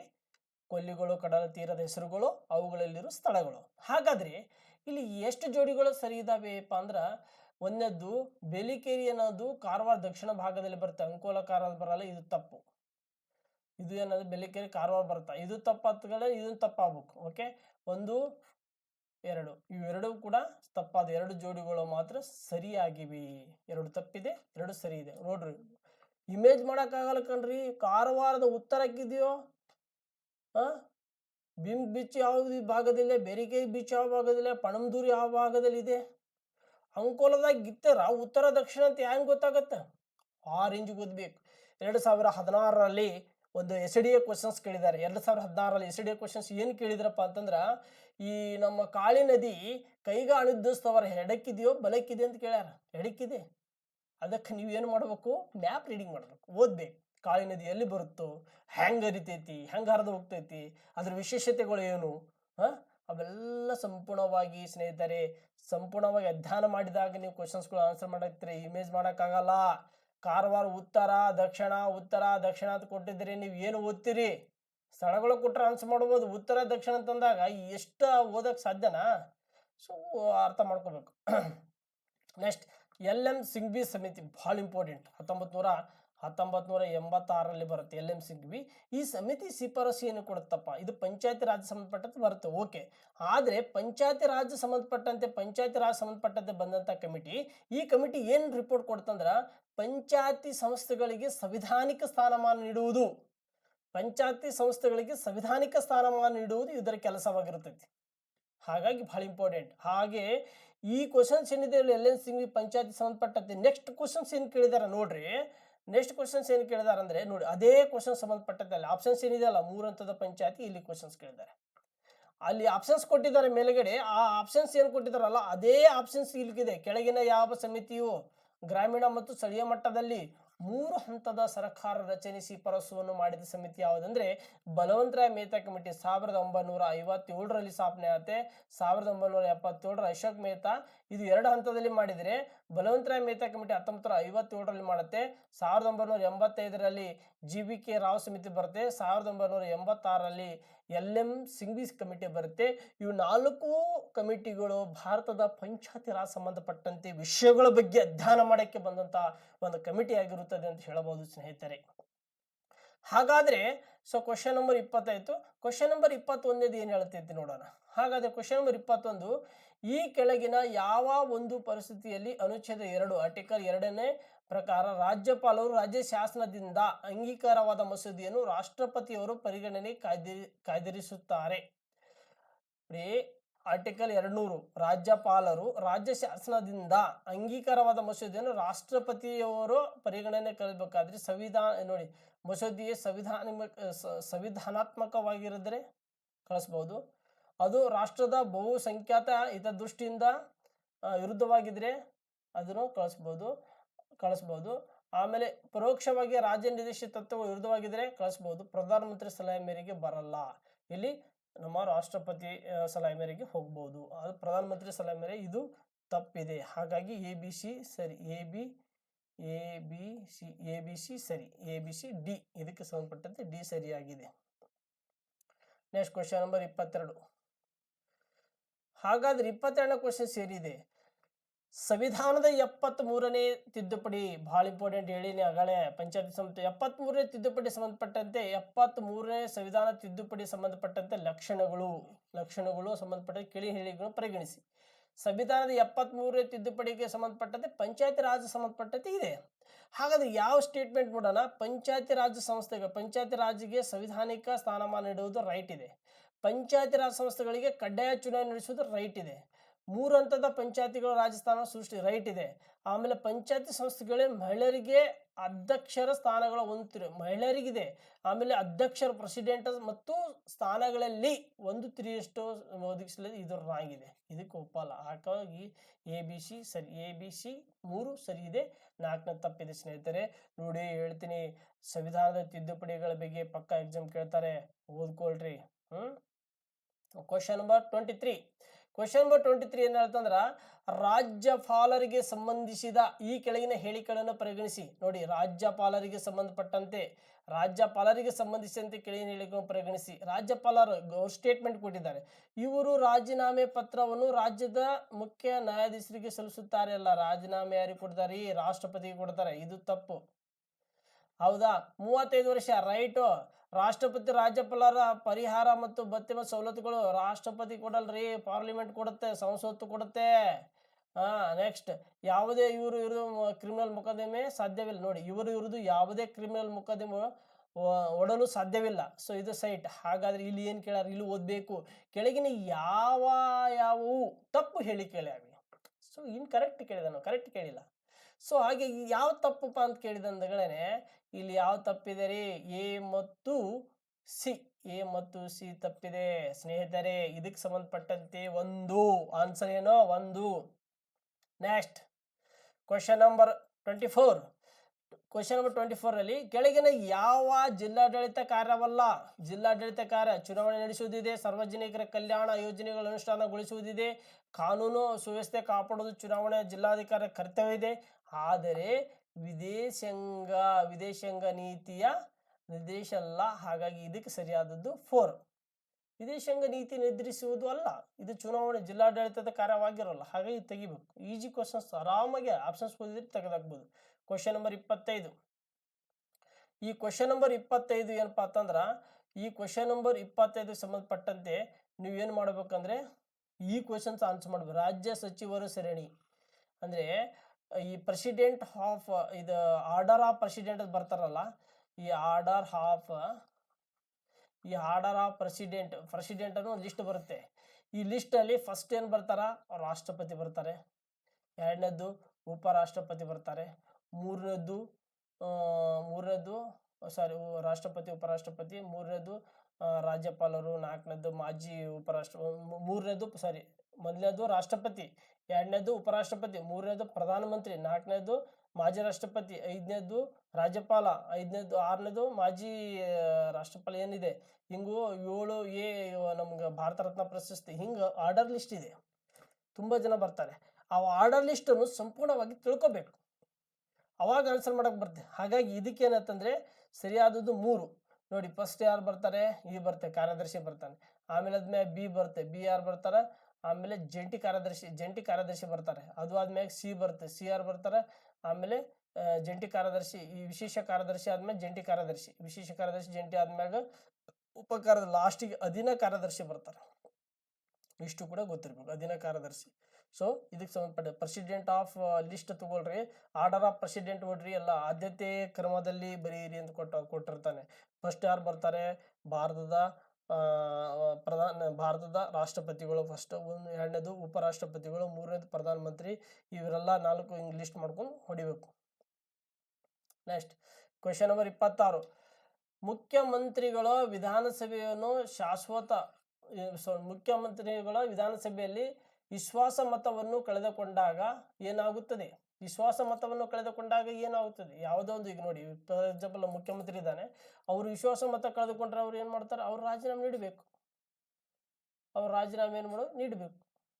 ಆಮೇಲೆ ಏನಾಗುತ್ತೆ, ವಿಸರ್ಜನೆ ಆಗುತ್ತೆ. ಆಮೇಲೆ ರಾಷ್ಟ್ರಪತಿ ಆಡಳಿತ ಕೂಡ ಜಾರಿ ಬರುತ್ತೆ. ಯಾಕಂದರೆ ಆ ಒಂದು ವಿಧಾನಸಭೆಯ ಸ್ಪಷ್ಟವಾಗಿರ್ಲಿಕ್ಕಂದ್ರೂ ಕೂಡ ರಾಜೀನಾಮೆ ಆಗುತ್ತೆ. ಬಟ್ ಇದಕ್ಕೆ ಸರಿಯಾದದ್ದು ರಾಜೀನಾಮೆ ನೀಡಬೇಕು. ಬಟ್ ನೋಡಿದರೆ ಏನು ಮುಖ್ಯಮಂತ್ರಿ ಏನೇನು ರಾಜ್ಯದಲ್ಲಿ ಇದಾಗುತ್ತೆ ಅಂದರೆ ಮೇಲಿನ ಎಲ್ಲವೂ ಕೂಡ ಆಗೋ ಚಾನ್ಸಸ್ಗಳು ಇದೆ. ಆಮೇಲೆ ಯಾವ ಒಂದು ಚಿಕ್ಕ ಭೂ ಹಿಡುವಳಿಕೆ ಒಟ್ಟಾರೆ ಭೂ ಹಿಡುವಳಿಕೆ ಅಂದರೆ ಭಾರತದಲ್ಲಿ ಚಿಕ್ಕ ಭೂ ಹಿಡುವಳಿಕೆ ಶೇಕಡ ಎಷ್ಟಿದೆ ಅಂತಂದರೆ 17% ಅಷ್ಟಿದೆ. ಇದೇನು direct questions. Next question number 28. ಇಲ್ಲೇನು ಕೇಳಾರ, ಭಾಳ ಇಂಪಾರ್ಟೆಂಟ್. ಕೆಳಗಿನವುಗಳನ್ನು ಹೊಂದಿಸಿರಿ, ವರ್ಷಗಳು ಮತ್ತು ಉದ್ಯಮಗಳು. ಯಾವ ವರ್ಷಪ್ಪ? 1923. ನಿಮ್ಗೆಲ್ಲರಿಗೂ ಗೊತ್ತು. 1923 ಏನಾಗತ್ತೆ ರೀ, ಏನಾಗತ್ತ ಮೈಸೂರು ಕಬ್ಬಿಣ ಮತ್ತು ಉಕ್ಕಿನ ಕಾರ್ಖಾನೆ ಸ್ಥಾಪನೆ ಆಗುತ್ತೆ. ಸೊ ಆಮೇಲೆ ಬಿ 1980ರಲ್ಲಿ ಆಗತ್ತೆ ರೀ, ಮೈಸೂರು ಸ್ಯಾಂಡಲ್ ಆಗತ್ತೆ ರೀ, ಮೈಸೂರು ಸ್ಯಾಂಡಲ್ ಸೋಪ್ ಕಾರ್ಖಾನೆ ಆಗತ್ತೆ ರೀ. 1930 ಸಕ್ಕರೆ ಕಾರ್ಖಾನೆ ಆಗತ್ತೆ ರೀ. ಆಮೇಲೆ ಇದು ಏನಾಗತ್ತೆ ರೀ, ಮೈಸೂರು ಪೇಪರ್ ಮಿಲ್ಸ್ ಆಗುತ್ತೆ, ಡಿ ಆಗುತ್ತೆ. ಹಾಗಾದರೆ 1923ರಲ್ಲಿ 4 ಇಲ್ಲಿ 4 ಇದು 4 ಇದು 4, ಹಾಗಾದ್ರೆ ಇದು ಅಲ್ಲ, ಹೌದಾ? ಆಮೇಲೆ 1980ರಲ್ಲಿ ಏನಾಗುತ್ತೆ ಅಂದರೆ ಮೈಸೂರು ಸ್ಯಾಂಡಲ್ ಸೋಪ್ ಕಾರ್ಖಾನೆ. So 2 is 3 done. ಸೊ ಹಾಗಾದರೆ ಇದು 3 ಸರಿಯಾದದ್ದು, ಮುಗೀತು.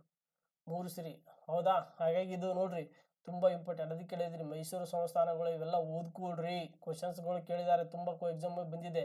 Question number 29. ಕ್ವೆಶನ್ ನಂಬರ್ 29ರಲ್ಲಿ ಭಾರತದ ಯಾವ ರಾಜ್ಯ ಈ ಸಿದ್ಧ ಉಡುಪುಗಳನ್ನು ತಯಾರಿಕಾ ರಾಜಧಾನಿ ಇತ್ತು? ಸಿದ್ಧ ಉಡುಪುಗಳ ತಯಾರಿಕಾ ರಾಜಧಾನಿ ಅಂದರೆ ತಮಿಳುನಾಡು. ಭಾಳ ಇಂಪಾರ್ಟೆಂಟ್, ಎಕ್ಸಾಮಲ್ಲಿ ಕೇಳಿದ್ದಾರೆ ಆಲ್ರೆಡಿ. ನೆಕ್ಸ್ಟ್ ಕರ್ನಾಟಕದಲ್ಲಿ ಜಲ ಜೀವನ್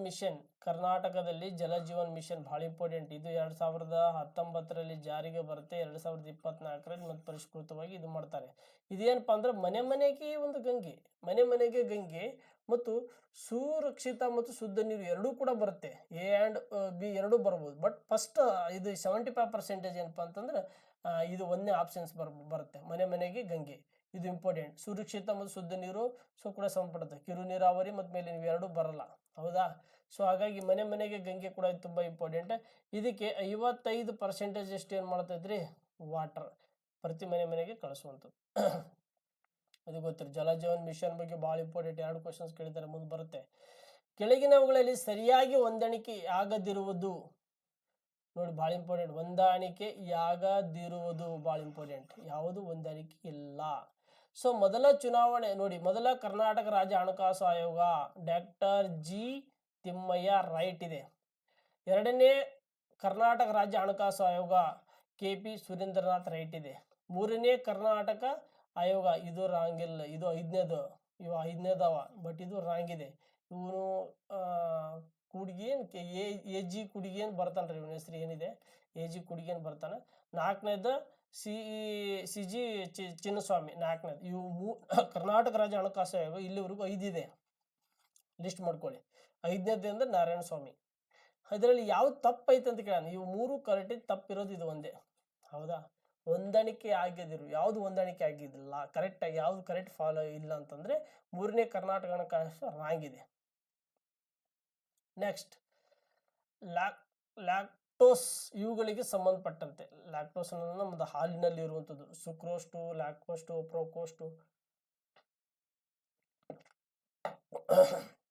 ನೋಡಿ, ಲ್ಯಾಕೋಸ್ಟ್ ಬರುತ್ತೆ, ಸುಕ್ರೋಸ್ ಬರುತ್ತೆ, ಗ್ಯಾಲಿಕೋಸ್ಟ್ ಬರುತ್ತೆ, ಪ್ರೋಕೋಸ್ಟ್ ಬರ್ತಾವು. ಅವ್ಯಾವ ಇದಕ್ಕೆ ಸಂಪರ್ಕ ತಿಳ್ಕೊಬೇಕು. ಇಲ್ಲಿ ಲಾಕೋಸ್ಟ್ ಏನು ರೂಪುಗೊಂಡಿರ್ತಾವ ಕೊಟ್ಟಿರ್ತಾನೆ. ಗ್ಲೂಕೋಸ್ ಮತ್ತು ಗ್ಯಾಲಿಕೋಸ್ಟ್ ಎರಡೂ ಕೂಡ ಒಳಗೊಂಡಿರ್ತಾವೆ. ಸೊ ಇದ್ರ ಬಗ್ಗೆ ತಿಳ್ಕೊಟ್ರಿ. ಮೊನೋಸ್ಯಾಕರೇಟ್ ಅಂದ್ರೆ ಏನು, ಲ್ಯಾಕೋಸ್ಯಾಕರೇಟ್ ಅಂದ್ರೆ ಏನು, ಗ್ಲೋಸ್ಯಾಕರೇಟ್ ಅಂದ್ರೆ ಏನು, ಅದ್ರ ಬಗ್ಗೆ ಸಂಪೂರ್ಣವಾಗಿ ಅಧ್ಯಯನ ಮಾಡ್ಕೊಳ್ರಿ. ಓಕೆ. ನೆಕ್ಸ್ಟ್, ಮಾನವ ದೇಹದಲ್ಲಿ ಉದ್ದನೆಯ ಮೂಳೆ ಯಾವುದಂದ್ರೆ ಫ್ಯೂಮರ್. ಎಷ್ಟು ಸಾರಿ ಕೇಳಿಲ್ರಿ ನಾವು ಎಕ್ಸಾಮ್ ಪೊಲೀಸ್ ಕಾನ್ಸ್ಟೇಬಲ್. ಅತ್ಯಂತ ಉದ್ದವಾದ ಮೂಳೆ ಫ್ಯೂಮರ್, ಅತ್ಯಂತ ಚಿಕ್ಕ ಮೂಳೆ ಕಿವಿಯಲ್ಲಿರುವ ಇದು ನಮ್ಮ ಟ್ಯೂಮರ್. ನಮ್ಮ ಕಿವಿಯಲ್ಲಿರುವ ಒಂದು ಸ್ಟೆಪ್ ಏನು ಬರ್ತೈತೆ ಈ ಮಧ್ಯಭಾಗದಲ್ಲಿ ಇರುವಂಥದ್ದು ಒಂದು, ಅದು ಅತ್ಯಂತ ಚಿಕ್ಕದು. ಅತಿ ದೂರದ ವಲಸೆ ಹಕ್ಕಿ ಯಾವುದು ಅಂತ ಕೇಳ್ಯಾರ. ಅರ್ಕಾಟಿಕ್ ಟರ್ನ್. ಅತಿ ದೂರದ ವಲಸೆ ಹಕ್ಕಿ, ಅತಿ ದೂರದಲ್ಲಿರೋ ವಲಸೆ, ಅತ್ಯಂತ ದೂರವಾಗಿ ವಲಸೆ ಹೋಗುವಂಥ ಇವು ಯಾವ ಖಂಡದಲ್ಲಿ ಬರುತ್ತೈತೆ ಅಂತ ನೋಡ್ಕೊಳ್ಳಿ. ಯಾಕಂದ್ರೆ ಇದು ಯಾವ ಖಂಡ ಕೂಡ ಎಕ್ಸಾಮ್ ಕೇಳಿದ್ದಾರೆ. ದೂರ ವಲಸೆ ಹೋಗ್ತೈತೆ, ತುಂಬಾ ಬೇರೆ ಬೇರೆ ಕಂಟ್ರಿಗೆ ಹೋಗುವಂಥ ಅರ್ಕಾಟಿಕ್ ಟರ್ನ್ ಇದಲ್ಲ, ಈ ಟರ್ನ್ ಅನ್ನೋದು ಬೇರೆ ಬೇರೆ ಕಂಟ್ರಿಗೆ ಹೋಗುವಂಥ ಒಂದು ಪಕ್ಷಿ, ವಲಸೆ ದೂರ ಹಾಕಿ ಹೋಗುವಂಥ ಪಕ್ಷಿ, ತುಂಬಾ ಇಂಪಾರ್ಟೆಂಟ್. ಇದು ಕೂಡ ಎಕ್ಸಾಮ್ಗೆ ಕಾನ್ಸ್ಟೇಬಲ್ ಕೇಳಿದ್ದಾರೆ. ಆಮೇಲೆ ಫಲಿತಗೊಂಡ ಅಂಡದ ಪರಿಭಾಷಿಕ ಟೆಕ್ನಿಕಲ್ ಪದ, ಇದು ಈ ಒಂದು ಪರಿಭಾಷೆ ಅಂಡದ ಪರಿಭಾಷಿಕ ಪದ ಯಾವತ್ತಪ್ಪ ಅಂದ್ರೆ ಈ ಯುಗ್ಮಾಣು ಅಂತ ಕರಿತೀವಿ. ಯುಗ್ಮಾಣು, ಇದು ಕೂಡ ಕ್ವಶನ್ಸ್ ಕೇಳಿದ್ದಾರೆ ನಮ್ಮ ಪೊಲೀಸ್ ಕಾನ್ಸ್ಟೇಬಲ್ ಎಕ್ಸಾಮಿಗೆ. ವಿಟಮಿನ್ ಡಿ ಕೊರತೆಯಿಂದ ಕಾಯಿಲೆ ಕೇಳ ನೋಡ್ರಿ ಅವನು.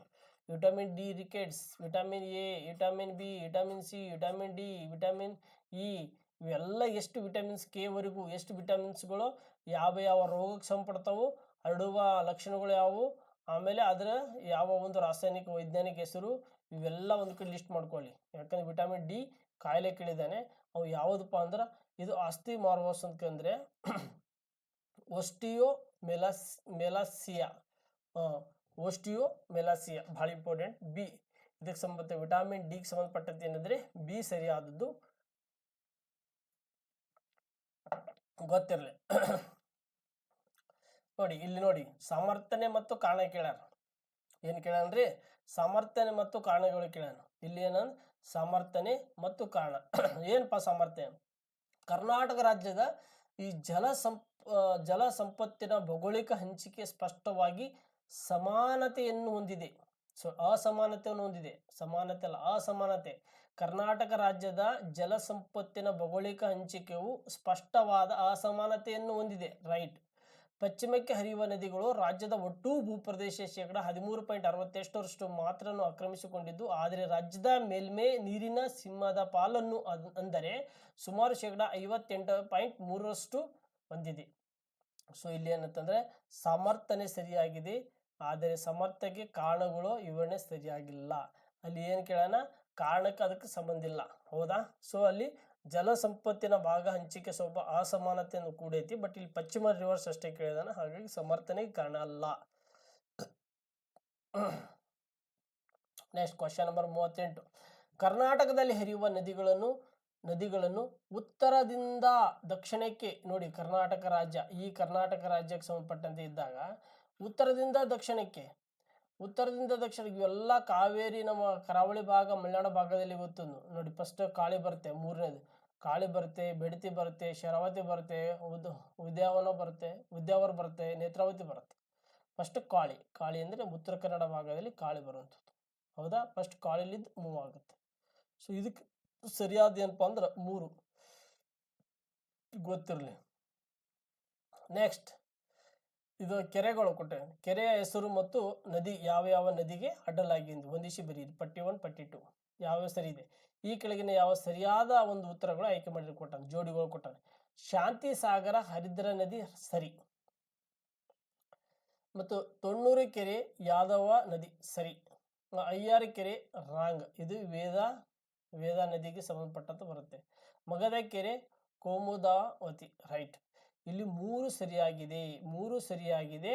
ಸೊ 3 ಸರಿಯಾಗಿದೆ, 1 ರಾಂಗ್ ಇದೆ. ಸೊ ಹಾಗಾಗಿ ಇಲ್ಲಿ ನಮ್ಮ ಡಾಕ್ಟರ್ ರಂಗನಾಥ್ ಅವರು ಭೂಗೋಳಶಾಸ್ತ್ರ, ಕರ್ನಾಟಕದ ಭೂಗೋಳಶಾಸ್ತ್ರ ಬುಕ್ಸ್ ಅಲ್ಲಿ ತುಂಬಾ ಚೆನ್ನಾಗಿ ಕೊಟ್ಟಿದ್ದಾರೆ. ಶಾಂತಿ ಸಾಗರ, ತುಣ್ಣೂರು ಕೆರೆ, ಅಯ್ಯಾರ ಕೆರೆ, ಮಗದ ಕೆರೆ, ಸುಳ್ಳು ಕೆರೆ, ಇವೆಲ್ಲ ಹಲವಾರು ಕೆರೆಗಳ ಬಗ್ಗೆ ಸುಮಾರು ಒಂದು 20 ಕೆರೆಗಳ ಬಗ್ಗೆ ಎಕ್ಸ್ಪ್ಲೇನ್ ಕೊಟ್ಟಿದ್ದಾರೆ. ನೀವು ಓದ್ಕೋಬಹುದು. ಅಯ್ಯಾರ ಕೆರೆ ಅನ್ನೋದು ವೇದಾ ನದಿಗೆ ಸಂಬಂಧಪಟ್ಟಂತ ಇದೆ. ಕೃಷ್ಣಾ ನದಿಯ ಉಪನದಿ, ಆ ನದಿಗೆ ಸಂಬಂಧಪಟ್ಟಂತೆ. ಗಂಗೆ ಹಳ್ಳ ಅಲ್ಲ, ಇದು ತಪ್ಪು. 3 ತಪ್ಪು. ಓಕೆ, ನೆಕ್ಸ್ಟ್ ಕರ್ನಾಟಕದ ನೋಡಿ, ಇದು ರಿಪೀಟೆಡ್ ಕ್ವಶನ್ಸ್. ಕರ್ನಾಟಕದ ಕೃಷಿ ಇಲಾಖೆ ಸಂಬಂಧಪಟ್ಟಂತೆ ಎಷ್ಟು ಕೃಷಿ ವಾಯುಗುಣ ಪ್ರದೇಶ ಹೊಂದಿದೆ? 10 ಇದೆ. ಕರ್ನಾಟಕ 10 ಇದೆ. ಭಾರತದಲ್ಲಿ ಎಷ್ಟಿದೆ ಅಂದ್ರೆ 15 ಇದೆ. ಎಷ್ಟಿದೆ ರೀ? 15. ಭಾರತದಲ್ಲಿ 15 ಇದೆ, ಕರ್ನಾಟಕದಲ್ಲಿ 10 ಇದೆ. ಸೊ ಇವೆಲ್ಲ ಗೊತ್ತಿರಬೇಕು. ಉತ್ತರ ಭಾಗ, ದಕ್ಷಿಣ ಭಾಗ, ಮಲೆನಾಡು ಎಲ್ಲ ಏನಿದೆ ಒಂದು 10 ಭಾಗ. 10 ಕೂಡ ಎಕ್ಸ್ಪ್ಲೇನ್ ಕೊಟ್ರಿ. ಯಾವ್ಯಾವ ಜಿಲ್ಲೆಯನ್ನು ಒಳಗೊಂಡೈತೆ ಅಂತ ನೀವು ತಿಳ್ಕೊಳ್ಳಿ. ಮುಂದಿನ ಎಕ್ಸಾಮ್ಗಳಲ್ಲಿ ಬರಬಹುದು ಸ್ನೇಹಿತರೆ. ಆಲ್ರೆಡಿ KS 2014ರಲ್ಲಿ ಪ್ರಿಲಿಮ್ಸ್ ಪೂರ್ವ ಪರೀಕ್ಷೆ ಕೇಳಿದ್ದಾರೆ. ಈಶಾನ್ಯ ವಲಯ ಭಾಗದಲ್ಲಿ ಈ ಕೆಳಗಿನ ಯಾವ ಜಿಲ್ಲೆಗಳನ್ನು ಒಳಗೊಂಡಿರುತ್ತದೆ ಅಂತ ಕೂಡ ಕೇಳಿದ್ದಾರೆ. ಸೊ ಇದೇ ಭಾಗ, ಕೃಷಿ ವಾಯುಗುಣ ಪ್ರದೇಶ ಭಾಗ. ನೆಕ್ಸ್ಟ್ ಕ್ವಶನ್ ನಂಬರ್ ಏನಪ್ಪಾ ಅಂತಂದ್ರೆ, ನೆಕ್ಸ್ಟ್ ಕ್ವಶನ್ಸು. ಆಮೇಲೆ ಇಲ್ಲಿ ಗಿರಿಧಾಮಗಳ ಹೆಸರು ಮತ್ತು ನೆಲೆಗೊಂಡರು ಜಿಲ್ಲೆ. ಗಿರಿಧಾಮ ನೋಡಿ, ಕೆಮ್ಮಣ್ಣುಗುಂಡಿ ಯಾವ್ದು ಎಲ್ಲಿ ಕೇಳಿದಾರೆ? ಚಿಕ್ಕಮಗಳೂರು. A is 3, A3. ಇಲ್ಲಿ ಇದು ಆಗ್ಬೇಕು ಅಥವಾ ಇದು ಆಗ್ಬೇಕು. ಇಲ್ಲೇನ್ರಿ 3 ಆಗಲ್ಲ, 4 ಆಗಲ್ಲ, 2 ತೆಗೆದು ಬಿಟ್ಟಿವಿ. ಆಮೇಲೆ ಬಿಳಿಗೆರೆ ರಂಗನ ಬೆಟ್ಟ, ಬಿಳಿಗೆರೆ ಚಾಮರಾಜನಗರ 5 ಆಗ್ಬೇಕು. ಸೊ 1. ಹಾಗಾದ್ರೆ 1ನೇ ಸರಿ ಮುಗಿತಲ್ಲಿ. ಸಿ ಇದು ತುಮಕೂರು, ಆಮೇಲೆ ಏನಂದ್ರೆ ಬೆಂಗಳೂರು. ಸೊ ಇದಕ್ಕೆ ಏನಾಗುತ್ತೆ ಅಂದ್ರೆ ಹೊಂದಿಸಿ ಬರೀರಿ. ಕೇಮನಗುಡಿ ಏನಪ್ಪಾ ಅಂದ್ರೆ ಚಿಕ್ಕಮಗಳೂರು, ಬಿಳಿಗಿರಿ ರಂಗನ ಬೆಟ್ಟ ಚಾಮರಾಜನಗರ, ದೇವರಾಯನ ದುರ್ಗ ಎಲ್ಲಿಪ್ಪ ತುಮಕೂರು, ನಂದಿ ವಿಲ್ಸ್ ಬಂದ ಬೆಂಗಳೂರು. ಎಲ್ಲ ಪ್ರೇಮಿಗಳಿಗೆ ಗೊತ್ತಿರುತ್ತೆ. ನಂದಿ ವಿಲ್ಸ್ ಪಟ್ನೆ ಹಾಕ್ತಾರೆ, ಹೌದಾ? ಪ್ರೇಮಿಗಳಿಗೆ ಗೊತ್ತಿರುತ್ತೆ. ತಿರುಗಾಡ್ತಾರೆ ಪಾಪ, ಅವರೆಲ್ಲ ಓದಲ್ಲ, ತಿರುಗಾಡ್ತಾರೆ, ಅವ್ರಿಗೆಲ್ಲ ಗೊತ್ತಿರುತ್ತೆ. ಸೊ ಅದು ಅಷ್ಟಾದ್ರೆ ಆನ್ಸರ್ ಮಾಡ್ತಾರಲ್ಲ, ಗ್ರೇಟ್. ಮತ್ತು ಅವರು ಪಂಚಾಯತಿ ರಾಜ್, ಗ್ರಾಮೀಣ ಸ್ಥಳೀಯ ಸರ್ಕಾರ ಆಡಳಿತಕ್ಕೆ ಸಂಬಂಧಪಟ್ಟಂತೆ ಪ್ರಥಮವಾಗಿ ಅನುಕ್ರಮದಲ್ಲಿ ಅಳವಡಿಸಿಕೊಂಡ ರಾಜ್ಯಗಳು ರಾಜಸ್ಥಾನ ಮತ್ತು ಆಂಧ್ರ ಪ್ರದೇಶ್. 1959ರಲ್ಲಿ ಅಕ್ಟೋಬರ್ 2 ಮಹಾತ್ಮ ಗಾಂಧೀಜಿ ಹುಟ್ಟಿದ ದಿನದಂದು ರಾಜಸ್ಥಾನದ ನಾಗೂರದಲ್ಲಿ ಮೊಟ್ಟ ಮೊದಲ ಬಾರಿಗೆ ಗ್ರಾಮ ಪಂಚಾಯತಿಯನ್ನು ಉದ್ಘಾಟನೆ ಮಾಡ್ತಾರೆ. ನಮ್ಮ ಜವಾಹರ್ಲಾಲ್ ನೆಹರೂಜಿ ಅವರು ಮಾಡ್ತಾರೆ. ಆ ಸಂದರ್ಭದಲ್ಲಿ ಮೊದಲ ಬಾರಿಗೆ ಅಳವಡಿಸಿಕೊಂಡ ರಾಜ್ಯ ರಾಜಸ್ಥಾನ. ನಂತರ ಅದೇ 1959ರಲ್ಲಿ ಆಂಧ್ರ ಪ್ರದೇಶ ಅಳವಡಿಸ್ಕೊಳ್ತೈತಿ. ಅಶೋಕ್ ಮೆಹ್ತಾ ಕಮಿಟಿ ಆಧಾರದ ಮೇಲೆ ಅಳವಡಿಸಿಕೊಂಡ ರಾಜ್ಯ ಅಂದ್ರೆ ಕರ್ನಾಟಕ. ಓಕೆ, ಇದು ಇಂಪಾರ್ಟೆಂಟ್. ಇದು ಎಕ್ಸಾಮ್ಗೆ ಕೇಳಿದ್ರಿ, ಹಳೆ ಕ್ವಶನ್ಸ್ ಕಣ್ರಿ, ಎಲ್ಲ ಕೇಳಿದ್ದಾವೆ. ಮುಖ್ಯಮಂತ್ರಿಗಳ ಅಧಿಕಾರ ಚಲಾವಣೆಗೆ ಸಂಬಂಧಪಟ್ಟಂತೆ ಕೆಳಗಿನ ಹೇಳಿಕೆ ಸರಿ ಇದೆ. ಮುಖ್ಯಮಂತ್ರಿಗಳಂದ್ರೆ ಮಂತ್ರಿಗಳು ವಿವಿಧ ಖಾತೆಗಳು ಹಂಚಿಕೆ ಮಾಡಬಹುದು, ಮಂತ್ರಿಗಳನ್ನು ಪುನರ್ರಚನೆ ಮಾಡಬಹುದು, ಹೌದಾ?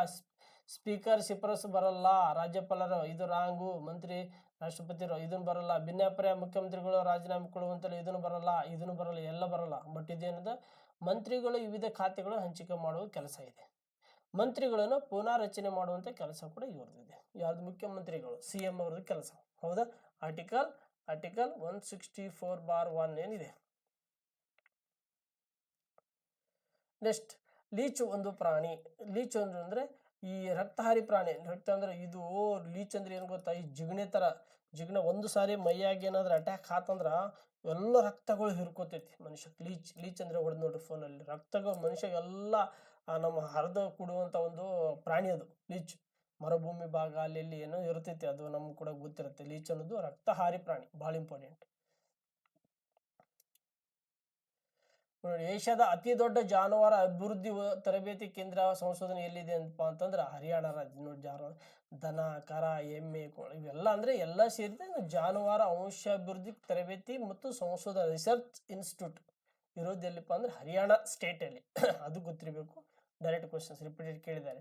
ಆಮೇಲೆ ವಿದ್ಯುತ್ ಪ್ರವಾಹದ ಏಕಮಾನ ಕ್ವಶನ್. ನೆಕ್ಸ್ಟ್, ವಿದ್ಯುತ್ ಪ್ರವಾಹದ ಏಕಮಾನ ಯಾವಪ್ಪ ಅಂದ್ರೆ ಆಂಪಿಯರ್ ಗೊತ್ತಿರಬೇಕು. ನೋಡಿ, ವಿದ್ಯುತ್ ವೋಲ್ಟು, ಕೂಲಂಬು, ಓಮು, ಇವೆಲ್ಲ ವ್ಯಾಟು, ಜೂಲು, ಹಾಂ ಇವೆಲ್ಲ ಗೊತ್ತಿರಬೇಕು. ಹಾಂ ಯಾವ್ಯಾವ ಇವೆಲ್ಲ ಒಂದು ಲಿಸ್ಟ್ ಮಾಡ್ಕೊಳ್ಳಿ ವಿದ್ಯುತ್ ಪ್ರವಾಹದ ಬಗ್ಗೆ, ಏಕಮಾನದ ಬಗ್ಗೆ. Next question number 47.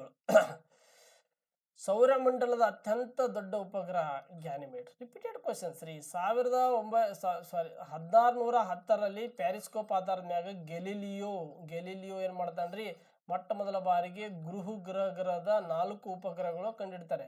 ಗ್ಯಾನಿಮೇಡು, ಐಕ್ಯೂ, ಆಮೇಲೆ ಈ ಯುರೋಫು, ಆಮೇಲೆ ಇನ್ನೊಂದು ಯಾವ್ದ್ರಿ, ಈ 4 ಗ್ರಹಗಳು ಹಿಡಿತಾನಲ್ಲ, 4 ಉಪಗ್ರಹಗಳು. ಅದರಲ್ಲಿ ಅತ್ಯಂತ ದೊಡ್ಡ ಗ್ರಹ ಅಂದ್ರೆ ಗ್ಯಾನಿಮೇಡ್. ಸೊ ದೊಡ್ಡದಾದ ಉಪಗ್ರಹ. ಸೋಲಾರ್ ಸಿಸ್ಟಮದಲ್ಲಿ ಅತ್ಯಂತ ದೊಡ್ಡದಾದ ಉಪಗ್ರಹ ಗ್ಯಾನಿಮೇಡ್. ನೆಕ್ಸ್ಟ್, ಲೋಲಕದ ಗಡಿಯಾರದ ಆವರ್ತನ ಅವಧಿ ಎಷ್ಟು ಅಂತ ಕೇಳ್ತಾರೆ. ಲೋಲಕ ಅಂತಂದ್ರೆ ಈ ಗಡಿಯಾರ ಈ ತರ ಇರುತ್ತೆ. ಇಲ್ಲಿ ಬಂದು ಇಲ್ಲಿ ಬಂದು ಇಲ್ಲಿ ಹೋಗ್ಬೇಕಾದ್ರೆ 2 ಸೆಕೆಂಡ್ಸ್ಗಳು ತಗೊಂಡಿರುತ್ತೆ. ಎಷ್ಟು? 2 ಸೆಕೆಂಡ್ಸ್ಗಳು ತಗೊಂಡಿರುತ್ತೆ. ಸೊ ಇದು ನಿಮ್ಗೆ ಗೊತ್ತಿರಲಿ. ಲೋಲಕ ಅಂದ್ರೆ ಹಿಂಗ ನಮ್ಮ ಗಡಿಯಾರ ಇರ್ತೈತಲ್ರಿ, ಹಿಂಗ್ ಮುಳ್ಳು ಹಿಂಗ್ ಹೋಗಿ ಬರ್ತೈತಲ್ಲ ಆ ತರ. ಲೋಲಕದ ಗಡಿಯಾರದ ಅವಧಿ ಎಷ್ಟು ಕೊಟ್ಟಿದ್ದಾರೆ. ನೆಕ್ಸ್ಟ್, ಕೆಳಗಿನವುಗಳಲ್ಲಿ ಯಾವುದು ನವೀಕರಿಸಬಹುದಾದ ಶಕ್ತಿಯ ಮೂಲ? ನೋಡಿ, ನವೀಕರಿಸಲಾಗಲ್ಲ ಅಂತ ಕೇಳಿಲ್ಲ, ನವೀಕರಿಸಬಹುದಾದ ಶಕ್ತಿಯ ಮೂಲ ಅಂತಂದ್ರೆ ಇಲ್ಲಿ ಏನಂತಂದ್ರೆ ಸೂರ್ಯ ಆಗ್ತಾನೆ. ಬೇರೆ ಇಂಪಾರ್ಟೆಂಟ್. ಇವೆಲ್ಲ ಏನೋ ಬರಲ್ಲ. ಸೂರ್ಯ ನವೀಕರಿಸಬಹುದಾದ ಶಕ್ತಿ ಮೂಲ ಅದು. ಯಾಕೆ ಸೂರ್ಯನಿಂದ ನಾವೆಲ್ಲ ನವೀಕರಿಸ ಶಕ್ತಿಗೂ ಎನರ್ಜಿ ತಗೊಂಡಿರ್ತೀವಿ. ನೆಕ್ಸ್ಟ್, ಈ ಕೆಳಗಿನ ಹಸಿರುಮನೆ ಅನಿಲ ಯಾವ? ನೋಡಿ, ಡೈರೆಕ್ಟಾಗಿ ಹುಡ್ಕೋಬಹುದು. ಎಲ್ಲ ರಿಪೀಟೆಡ್. ಇಂಗಾಲದ ಡೈಆಕ್ಸೈಡ್, ಕಾರ್ಬನ್ ಡೈಆಕ್ಸೈಡ್, ಹಸಿರುಮನೆ ಅನಿಲಗಳು ನಿಮ್ಮೆಲ್ಲ ಗೊತ್ತಿರ್ಬೇಕು. ಕಾರ್ಬನ್ ಮೊನಾಕ್ಸೈಡ್, ಕಾರ್ಬನ್ ಡೈಆಕ್ಸೈಡ್, ಆಮೇಲೆ ಮಿಥೇನು, ಆರ್ಗಾನು, ಅವೆಲ್ಲ ಬರ್ತಾವೆ. ಮಿಥೇನು, ಆರ್ಗಾನು, ಆಮೇಲೆ CFC, ಕ್ಲೋರೋಫ್ಲೋರೋ ಕಾರ್ಬನ್ಸ್, ಇವೆಲ್ಲ ಹಸಿರುಮನೆ ಅನಿಲಗಳು. ಹಸಿರುಮನೆ ಅನಿಲಗಳು ಮತ್ತು ಜಾಗತಿಕ ತಾಪಮಾನಕ್ಕೆ ವ್ಯತ್ಯಾಸ ಏನು? ಎರಡೂ ಕೂಡ ಭಿನ್ನವಾಗಿ ಎಕ್ಸ್ಪ್ಲೇನ್ ಕೊಡೋಕೆ ಹೋಗ್ಬೋದು. ಆಮೇಲೆ ಈ ವಾಯುಮಂಡಲದಲ್ಲಿ ಅತಿ ಹೆಚ್ಚು ಸಾರಜನಕ, ಅತಿ ಹೆಚ್ಚು 72%, ವಾಯುಮಂಡಲದಲ್ಲಿ 20% ಆಮ್ಲಜನಕ. ಇವು ವಾಯುಮಂಡಲ ಆಟೋಮೋಸ್ಫಿಯರ್ದಲ್ಲಿ ಏನ್ರಿ, ಆಟೋಮೋಸ್ಫಿಯರ್ದಲ್ಲಿ ಬರುವಂಥದ್ದು. Okay, next questions. ಆಮೇಲೆ ಭಾರತ ಸಂವಿಧಾನಕ್ಕೆ ಸಂಬಂಧಪಟ್ಟಂತೆ ಈ ಕೆಳಗಿನ ಮಹಾಭಿಯೋಗ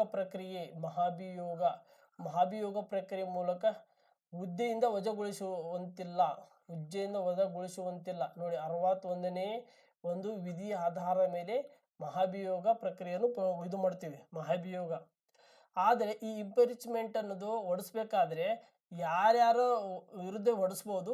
ಇಲ್ಲಿ ಅಂತ ಹೊಂತಿಲ್ಲ. ಯಾವುದು ಅಂದ್ರೆ ನೋಡಿ, ರಾಷ್ಟ್ರಪತಿ, ಉಪರಾಷ್ಟ್ರಪತಿ ಮಾಡ್ಬೋದು, ಸುಪ್ರೀಂ ಕೋರ್ಟ್ ನ್ಯಾಯಾಧೀಶ ಮಾಡ್ಬೋದು, ಉಚ್ಚ ನ್ಯಾಯಾಲಯ ಮಾಡ್ಬೋದು. ಬಟ್ ಇಲ್ಲಿ ರಾಜ್ಯಪಾಲರಿಗೆ ಬರಲ್ಲ, ಗವರ್ನರಿಗೆ ಇಲ್ಲ. ಪ್ರೆಸಿಡೆಂಟ್ ಮಾಡ್ಬೋದು, ವೈಸ್ ಪ್ರೆಸಿಡೆಂಟ್ ಮಾಡ್ಬೋದು, ಚೀಫ್ ಜಸ್ಟಿಸ್ ಮಾಡ್ಬೋದು, high court chief justice, supreme court ಇಷ್ಟು ಜನರಿಗೆ ಮಾಡ್ಬೋದು. ಬಟ್ ಇಲ್ಲಿ ರಾಜ್ಯಪಾಲರಿಗೆ ಮಾಡಕ್ಕೆ ಬರಲ್ಲ. ಇದು ಇಂಪಾರ್ಟೆಂಟ್ ಆದದ್ದು. ಓಕೆ, ನೆಕ್ಸ್ಟ್, ಕೆಳಗಿನ ಭಾರತ ಸಂವಿಧಾನ ತಿದ್ದುಪಡಿಯ ರಾಷ್ಟ್ರೀಯ ಹಿಂದುಳಿದ ವರ್ಗಗಳ ಆಯೋಗ. ನೋಡಿ, ರಾಷ್ಟ್ರೀಯ ಹಿಂದುಳಿದ ವರ್ಗಗಳ ಆಯೋಗ ಸಂವಿಧಾನಿಕ ಸಂಸ್ಥೆ ಎಂದು ಪರಿಗಣಿಸಿದೆ. ಸಂವಿಧಾನ 102 ಸಂವಿಧಾನ ತಿದ್ದುಪಡಿ 2008 ಬಹಳ ಇಂಪಾರ್ಟೆಂಟ್. 1950 ಹಿಡಿದು 2025 ಸುಮಾರು 106 ತಿದ್ದುಪಡಿಗಳಾಗ್ಯಾವ ಅಂತ ಹೇಳೀನಿ. ಇದು ರೀಸೆಂಟ್ಲಿ 2018 ಹಾಗಾದ್ರೆ 2013ನೇದೇನು, 103ನೇದೇನು, 104ನೇದೇನು, 105ನೇದೇನು, 106ನೇದು, ಇಷ್ಟು ತಿದ್ದುಪಡಿ ಬಹಳ ಇಂಪಾರ್ಟೆಂಟ್. ಇಷ್ಟೆಲ್ಲ ಕೂಡ ನಿಮ್ಗೆ ಗೊತ್ತಿರಬೇಕು.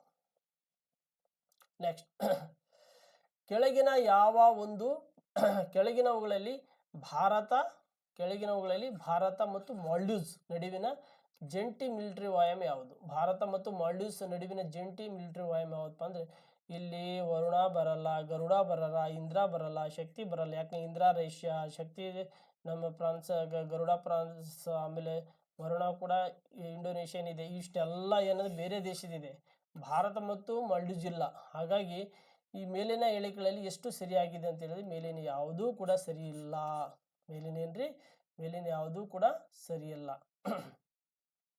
ನೆಕ್ಸ್ಟ್, ಕೆಳಗಿನವುಗಳಲ್ಲಿ ಪರಿಗಣಿಸಿ. ಸೊ ಇಲ್ಲಿ ಏನಪ್ಪಾ ಅಂತಂದ್ರೆ United Nations convention on the law of the C, ಈ ಸಮುದ್ರವು ಮತ್ತು ಸಾಗರದ ಅಂತಾರಾಷ್ಟ್ರೀಯ ಕಾನೂನು ಕ್ರಮಗಳನ್ನು ಸ್ಥಾಪಿಸಿದೆ. ಓಕೆ, ತತ್ವಗಳು UNCLOS ತತ್ವಗಳ ಆಧಾರದ ಮೇಲೆ ಭಾರತ ನ್ಯಾವಿಗೇಷನ್ಸ್ ಮತ್ತು ಓವರ್ಪ್ಲೇಟ್ ಸ್ವತಂತ್ರವನ್ನು ಬೆಂಬಲಿಸುತ್ತಿದೆ. ಇವುಗಳಲ್ಲಿ ಯಾವ ಹೇಳಿಕೆ ತಪ್ಪು? ನೋಡಿ, ಇವುಗಳಲ್ಲಿ ಎರಡೂ ಕೂಡ ತಪ್ಪಿದೆ. ಎರಡಕ್ಕೊಂದಕ್ಕೊಂದು ಸಂಬಂಧ. ಇದು ಇದಕ್ಕೆ ಹೋಗ್ಬೇಕು, ಇದು ಬೇರೆ ಅದಾಗಬೇಕು. ನೋಡಿ, ಇದು ಗ್ರೇಸ್ ಬರುತ್ತೆ, ಯಾಕಂದ್ರೆ ಇದು ಸರಿಯಾದ ಇದು ಬರಲ್ಲ. ಸರಿಯಾದ ಕೇಳೋಣ. ಗೋರ್ಖಾ ಮತ್ತು ನೇಪಾಳ ಸೈನಿಕರಿಗೆ ಪ್ರಸ್ತುತ ಭಾರತೀಯ ಸೈನ್ಯ ಮತ್ತು ಬ್ರಿಟಿಷ್ ಸೈನ್ಯಗಳನ್ನು ಸೇವೆ ಸಲ್ಲಿಸಿದರು. ರಾಂಗ್, ಯಾಕಂದ್ರೆ ಬರಲ್ಲ ಇಲ್ಲಿ. ಚೀನಾ ಮತ್ತು ಮ್ಯಾನ್ಮಾರ್ ಲಿಸ್ಸುಗಳ ಜನರನ್ನು ಭಾರತದ ಯು ಬಿನ್ಸ್ ಎಂದು ಕರಿತೀವಿ. ರೈಟ್. ಯು ಬಿನ್ಸ್ ಅಂದರೆ ಮ್ಯಾನ್ಮಾರ್ ನಿರಾಶ್ರಿತರು ಮತ್ತು ಪರಿಗಣಿಸಲಾಗುತ್ತದೆ. ಭಾರತದ ಯಾವುದೇ ಪರ್ವತ ಹೊಂದಿಲ್ಲ. ಹೊಂದಬಹುದು. ಇದು ರೈಟ್. ರಾಂಗ್. ಇದು ಬಿ ಅಷ್ಟೇ. ಇದಕ್ಕೆ ಬಿ ಸರಿಯಾದದ್ದು. ಸೊ ನೋಡ್ಬೇಕು, ಯಾಕಂದ್ರೆ ಒಂದೇದು ಕೂಡ ಬರುವಂತ ಚಾನ್ಸ್ ಇದೆ. ಎ ಬಿ ಕೂಡ ಬರ್ಬೋದು. ಇದು A+B ಆಗ್ಬೋದು, ಬಟ್ ಇಲ್ಲಿ ಆಪ್ಷನ್ಸ್ ಇಲ್ಲ. ನೆಕ್ಸ್ಟ್ ನೋಡಿ, ಈಗೆ ಸಂಬಂಧಿಸಿದಂತೆ ಯಾವ್ದು ಏನ್ರಿ ಇದೆ? ಡಯಾನಾ ಕೆಲವೊಮ್ಮೆ ಸುದ್ದಿಯಲ್ಲಿದೆ. ಮೊನ್ನೆ ಡಯಾನಾ ಐತ್ರಿ, ನ್ಯಾಟೋದಿದು. NATO north trade NATO North Atlantic trade organisation. ಇದು ಸಂಬಂಧಪಟ್ಟದ್ದು. ಇವೆಲ್ಲ ಮೇಲಿನ ಯಾವುದಲ್ಲ, ಇವೆಲ್ಲ ಸಂಬಂಧಪಟ್ಟದ. ಕರೆಂಟ್ ಅಫೇರ್ಸ್ ರೀಸೆಂಟ್ಲಿ ಓದಿದೆ. ಓದ್ರಿ. ಡಯಾನಾ ಅಂತಂದ್ರೆ ಏನು ಓದ್ರಿ, ನೋಡಿ ಗೊತ್ತಾಗುತ್ತೆ. ಡಯಾನಾ. ನೆಕ್ಸ್ಟ್, ಮೋರ್ನಿ ಬೆಟ್ಟಗಳು ಏನಪ್ಪ ಅಂದ್ರೆ ಇವು ಪರಿಸರಕ್ಕೆ ಸಂಬಂಧಪಟ್ಟಂತೆ ಹಾನಿಗೀಡಾಗಿದ್ವು. ಅಂದ್ರೆ ಈ ಕಾಡ್ಗಿಚ್ಚು ಸಂಭವಿಸಿದ್ರಿಂದ ಈ ಅರಣ್ಯದಿಂದ ಏನಾಗುತ್ತೆ, ಸುದ್ದಿಯಲ್ಲಿದೆ. ಅದು ಯಾವ ರಾಜ್ಯದಲ್ಲಿ ಅಂತ ಕೇಳೋಣ? ಹರಿಯಾಣ ರಾಜ್ಯದಲ್ಲಿ. ಮೋರ್ನಿ ಬೆಟ್ಟಗಳು ಕಾಡ್ಗಿಚ್ಚು ಸಂಭವಿಸುವಿಕೆ ಕಾರಣದಿಂದ ಇತ್ತೀಚೆಗೆ ಸುದ್ದಿಯಲ್ಲಿವೆ. ಅವು ಯಾವ ರಾಜ್ಯದಲ್ಲಿದೆ ಅಂದ್ರೆ ಹರಿಯಾಣ ರಾಜ್ಯದಲ್ಲಿದೆ. ಸೊ ಅದ್ರ ಬಗ್ಗೆ ಓದ್ಬೇಕು. ಅದಕ್ಕಾಗಿ ಪ್ರಜಾವಾಣಿ ಪೇಪರ್ ಓದ್ರಿ, ಡೈಲಿ ಓದ್ರಿ, ತುಂಬಾ ಇಂಪಾರ್ಟೆಂಟು. ಮೊದಲು ಬರುವ ಕರೆಂಟ್ ಅಫೇರ್ಸ್ ಬೇರೆ, ಈಗ ಬರುವ ಕರೆಂಟ್ ಅಫೇರ್ಸ್ ಬೇರೆ. ತುಂಬಾ ಸೂಕ್ಷ್ಮವಾಗಿ ಓದ್ರಿ. ಓಕೆ. ನೆಕ್ಸ್ಟ್, ನ್ಯೂಟನ್ ಗುರುತ್ವಾಕರ್ಷಣೆ ನಿಯಮದ ಪ್ರಕಾರ ಗುರುತ್ವಾಕರ್ಷಣೆ ಬಲವು ನ್ಯೂಟನ್ 1 2 3 ಲಾ 3 ಲಾ ಓದ್ತೀನಿ. Newton first law, second law ಜಡತ್ವ, ನೇರ ಅನುಪಾತ, ಇಲ್ಲೊಮ್ಮ ಅನುಪಾತ, ಕ್ರಿಯೆಗೆ ಪ್ರತಿಕ್ರಿಯೆ, 3 ಬಟ್ ಇಲ್ಲಿ ಗುರುತ್ವ ನಿಯಮದ ಪ್ರಕಾರ ಗುರುತ್ವ ಬಲ ಕೇಳೋಣ. ಸೊ ಗುರುತ್ವ ಬಲ ಕೇಳಿದಾನ. ಈ ಗುರುತ್ವ ಬಲವೇನಪ್ಪ ಅಂತಂದ್ರೆ ಈ ಎರಡು ದ್ರವರಾಶಿಗಳು ಗುಣಾಕಾರಕ್ಕೆ ಅನುಪಾತದಲ್ಲಿರುತ್ತವೆ. ಎರಡು ದ್ರವರಾಶಿಗಳು ಒಂದಕ್ಕೊಂದು ಗುಣಾಕಾರಕ್ಕೆ ಅನುಪಾತದಲ್ಲಿರುತ್ತವೆ. ನೇರವಾಗಿ ನೋಡ್ಕೊಡ್ರಿ. ನೆಕ್ಸ್ಟ್, ಕೆಳಗಿನ ಅಡ್ಡ ಬೀರುವಿಕೆ ಮಾದರಿಯನ್ನು ಅಧ್ಯಯನ ಮಾಡಲು ಬಳಸುವ ಸಾಧನ. ಬೆಳಕಿನ ಅಡ್ಡ ಬೀರುವಿಕೆ ಮಾದರಿ. ನೋಡಿ ಇಲ್ಲಿ, ಬೆಳಕಿನ ಅಡ್ಡ ಬೀರುವಿಕೆ ಮಾದರಿ ಅಧ್ಯಯನ ಮಾಡಲು ಬಳಸುವ ಸಾಧನ ಯಾವುದಂತ ಕೇಳೋಣ. ಇಲ್ಲಿ ಪ್ಯಾರೋಮೀಟರ್ ಎಲ್ಲರಿಗೂ ಗೊತ್ತಿದೆ. ಬೆಳಕಿನ ಅಂದ್ರೆ ಅಡ್ಡ ಅಂದ್ರೆ ಪ್ಯಾರೋಮೀಟರ್ ಬಾಳಿಪಡಿ. ತೈಲ ನೀರಿನ ಮೇಲ್ಮೈಯಲ್ಲಿ ಹರಡುವಿಕೆ. ಏಕೆಂದರೆ ತೈಲ ಮೇಲಿನ ಅಂದ್ರೆ ಈ ತೈಲ ನೀರಿನ ಕಡಿಮೆ ಮೇಲ್ಮೈ ಒತ್ತಡವನ್ನು ಹೊಂದಿದೆ. ತೈಲ ನೀರಿಗಿಂತ ಕಡಿಮೆ ಮೇಲ್ಮೈ ಒತ್ತಡವನ್ನು ಹೊಂದಿರುತ್ತದೆ. ನೋಡಿ, ಕೆಳಗಿನ ಯಾವ ಭೂಕಂಪ ಸಂಭವನೀಯ ವಲಯಗಳಲ್ಲಿ ಕರ್ನಾಟಕ ರಾಜ್ಯದಲ್ಲಿದೆ? ಹೌದಾ? ಹಾಗಾದ್ರೆ ಭೂಕಂಪದ ವಲಯಗಳು ಎಷ್ಟದಾವ? 1 2 3 1 2 3 1 2 1 2 3 4 5. ಹೌದಾ? 5 ವಲಯಗಳು ಅದಾವ. ಈ 5 ವಲಯಗಳಲ್ಲಿ ಯಾವ ವಲಯ ಕರ್ನಾಟಕ ರಾಜ್ಯದಲ್ಲಿ ಬರುತ್ತೆ ಅಂತ ಕೇಳಿ. ನೋಡಿ, ಕಡಿಮೆ ಅಪಾಯ, ಅತಿ ಕಡಿಮೆ ಅಪಾಯ, ಕಡಿಮೆ ಅಪಾಯ ಇದೆ. ಅತಿ ಕಡಿಮೆ ಅಪಾಯ, ಕಡಿಮೆ ಅಪಾಯ, ಮಧ್ಯಮ ಅಪಾಯ, ಹೆಚ್ಚು ಅಪಾಯ, ಅತ್ಯಂತ ಹೆಚ್ಚು ಅಪಾಯ ಅಂತ ಏನು ಇದೆ. ಸೊ ಇದರಲ್ಲಿ ಎಲ್ಲಿ ಬರುತ್ತಪ್ಪ ಅಂದ್ರೆ 2 ಮತ್ತು 3ನೇ ವಲಯದಲ್ಲಿ ಕರ್ನಾಟಕ ಬರುತ್ತೆ. ಯಾಕಂದ್ರೆ ಕರ್ನಾಟಕದಲ್ಲಿ ಅಷ್ಟು ಇದು ಇಲ್ಲ. ಭೂಕಂಪಕ ವಲಯಕ್ಕೆ ಸಂಬಂಧಪಟ್ಟಿದೆ. ಕರ್ನಾಟಕದಲ್ಲಿ ಎಲ್ಲಿ ಆದ್ರೂ ಆಗಿದೆಯಾ ಭೂಕಂಪ? ನೋಡಿ, ಏನಾದ್ರೂ ಭೂಕಂಪ ಯಾವ ಒಂದು ಊರಲ್ಲಿ ಆದ್ರೆ ಕಮೆಂಟ್ ಮಾಡಿ. ಓಕೆ.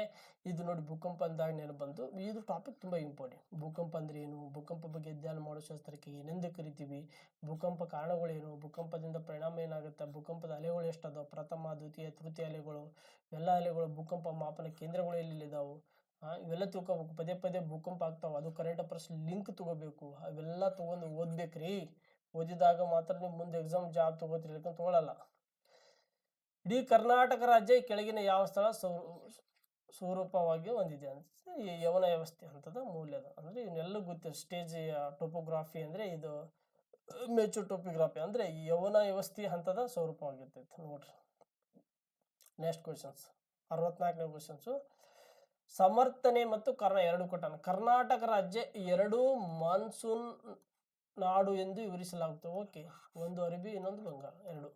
ನೆಕ್ಸ್ಟ್, ಕರ್ನಾಟಕ ರಾಜ್ಯ ವಿಶಿಷ್ಟವಾದ ಉಷ್ಣವಲಯ ಮತ್ತು ಮಾನ್ಸೂನ್ ವಾಯುಗುಣದ ಎಲ್ಲಾ ಗುಣಲಕ್ಷಣಗಳನ್ನು ಹೊಂದಿದ್ದು ಅವುಗಳು ಋತುಮಾನಿಕ ಚೆನ್ನಾಗಿ ಅಭಿವೃದ್ಧಿಗೊಂಡ ಮಾರುತಗಳು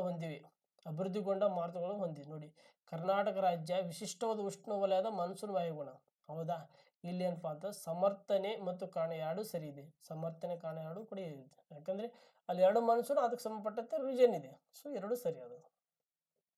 ನೆಕ್ಸ್ಟ್, ಯಾವ ರಾಜ್ಯವು ಇತ್ತೀಚೆಗೆ outlook planet and sustainability committee and awards 2024 ಯಾರಿಗೆ ಬಂತು? ಗೋವಾ ರಾಜ್ಯಕ್ಕೆ. ಮೊನ್ನೆ ರೀಸೆಂಟ್ಲಾಗಿ ಕೊಟ್ಟಿದ್ದಾರೆ ಗೋವಾ ರಾಜ್ಯ. ಕರೆಂಟ್ ಅಫೇರ್ಸ್ ಓದ್ಕೊಳ್ಳಿ. ಆಮೇಲೆ 2024-25 ಈ ಆಯೋಗದಲ್ಲಿ ಅಪರಂಜಿ ಚಿನ್ನ ಮತ್ತು ಆಭರಣದ ಚಿನ್ನದ ಮೇಲಿನ ಆಮದು ಸುಂಕ ಮಾಡಿದಾರಲ್ಲ, ಆ ಕಡಿತ ಶೇಕಡ ಎಷ್ಟು ಅಂತ ಕೇಳಿದಾರೆ? 9% ಏನಾಗಿ ಕಡಿತ ಸುಂಕ. ನೋಡಿ, ಮೊನ್ನೆ ಬಜೆಟ್ ಓದ್ರಿ, ಈಗಿನ ಬಜೆಟಲ್ಲಿ ನೋಡಿ, ರೀಸೆಂಟ್ಲಾಗಿ ಬಜೆಟ್ ಓದ್ಬೇಕು. ಬಜೆಟು, ಕರ್ನಾಟಕ ಆರ್ಥಿಕ ಸಮೀಕ್ಷೆ, ಇಂಡಿಯನ್ ಎಕನಾಮಿ, ಇವೆಲ್ಲ ಸಂಪೂರ್ಣ ಓದ್ಬೇಕು. ಎಕ್ಸಾಮ್ KPSC ಎಕ್ಸಾಮ್ ಕ್ಲಿಯರ್ ಮಾಡ್ಬೇಕಂದ್ರೆ ಇವೆಲ್ಲ ಓದ್ಬೇಕು, ಎಕ್ಸಾಮಲ್ಲಿ ಕೇಳಿದ್ದಾರೆ.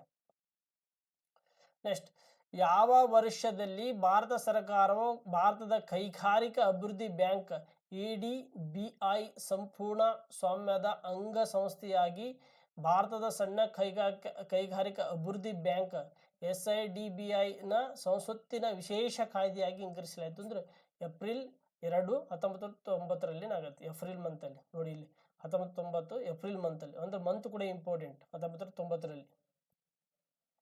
Okay, important. ನೆಕ್ಸ್ಟ್, 68 ಅಂದ್ರೆ ಕರ್ನಾಟಕದ ಅಭಿವೃದ್ಧಿಯಲ್ಲಿ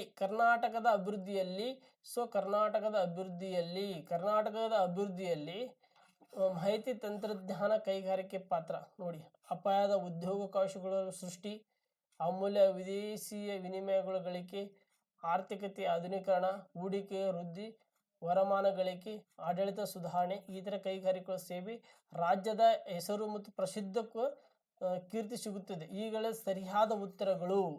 ಸೊ ಸರಿಯಾದ ಅಂದರೆ ಮೇಲಿನೆಲ್ಲವೂ ಸರಿ ಇದೆ. ಬಟ್ರಿ ಶಾವಿಗೆ ಮಜ್ಜಿಗೆ. ನೆಕ್ಸ್ಟ್ ನೋಡ್ರಪ್ಪ, ನಮ್ಮ CM ಸಿದ್ದರಾಮಣ್ಣ ಮಾಡಿದ್ದ ಯೋಜನೆಗಳು ಮತ್ತು ಕಾರ್ಯಗಳು. ಗೃಹಲಕ್ಷ್ಮಿ ಇಲ್ಲೆಲ್ಲ ಬರಲ್ಲಪ್ಪ. ಗೃಹಲಕ್ಷ್ಮಿ, ಅದಕ್ಕೆ ಗೃಹಲಕ್ಷ್ಮಿ ಕುಟುಂಬದ ಮಹಿಳೆಯರಿಗೆ 2,000 ರೂಪಾಯಿ. ಶಕ್ತಿ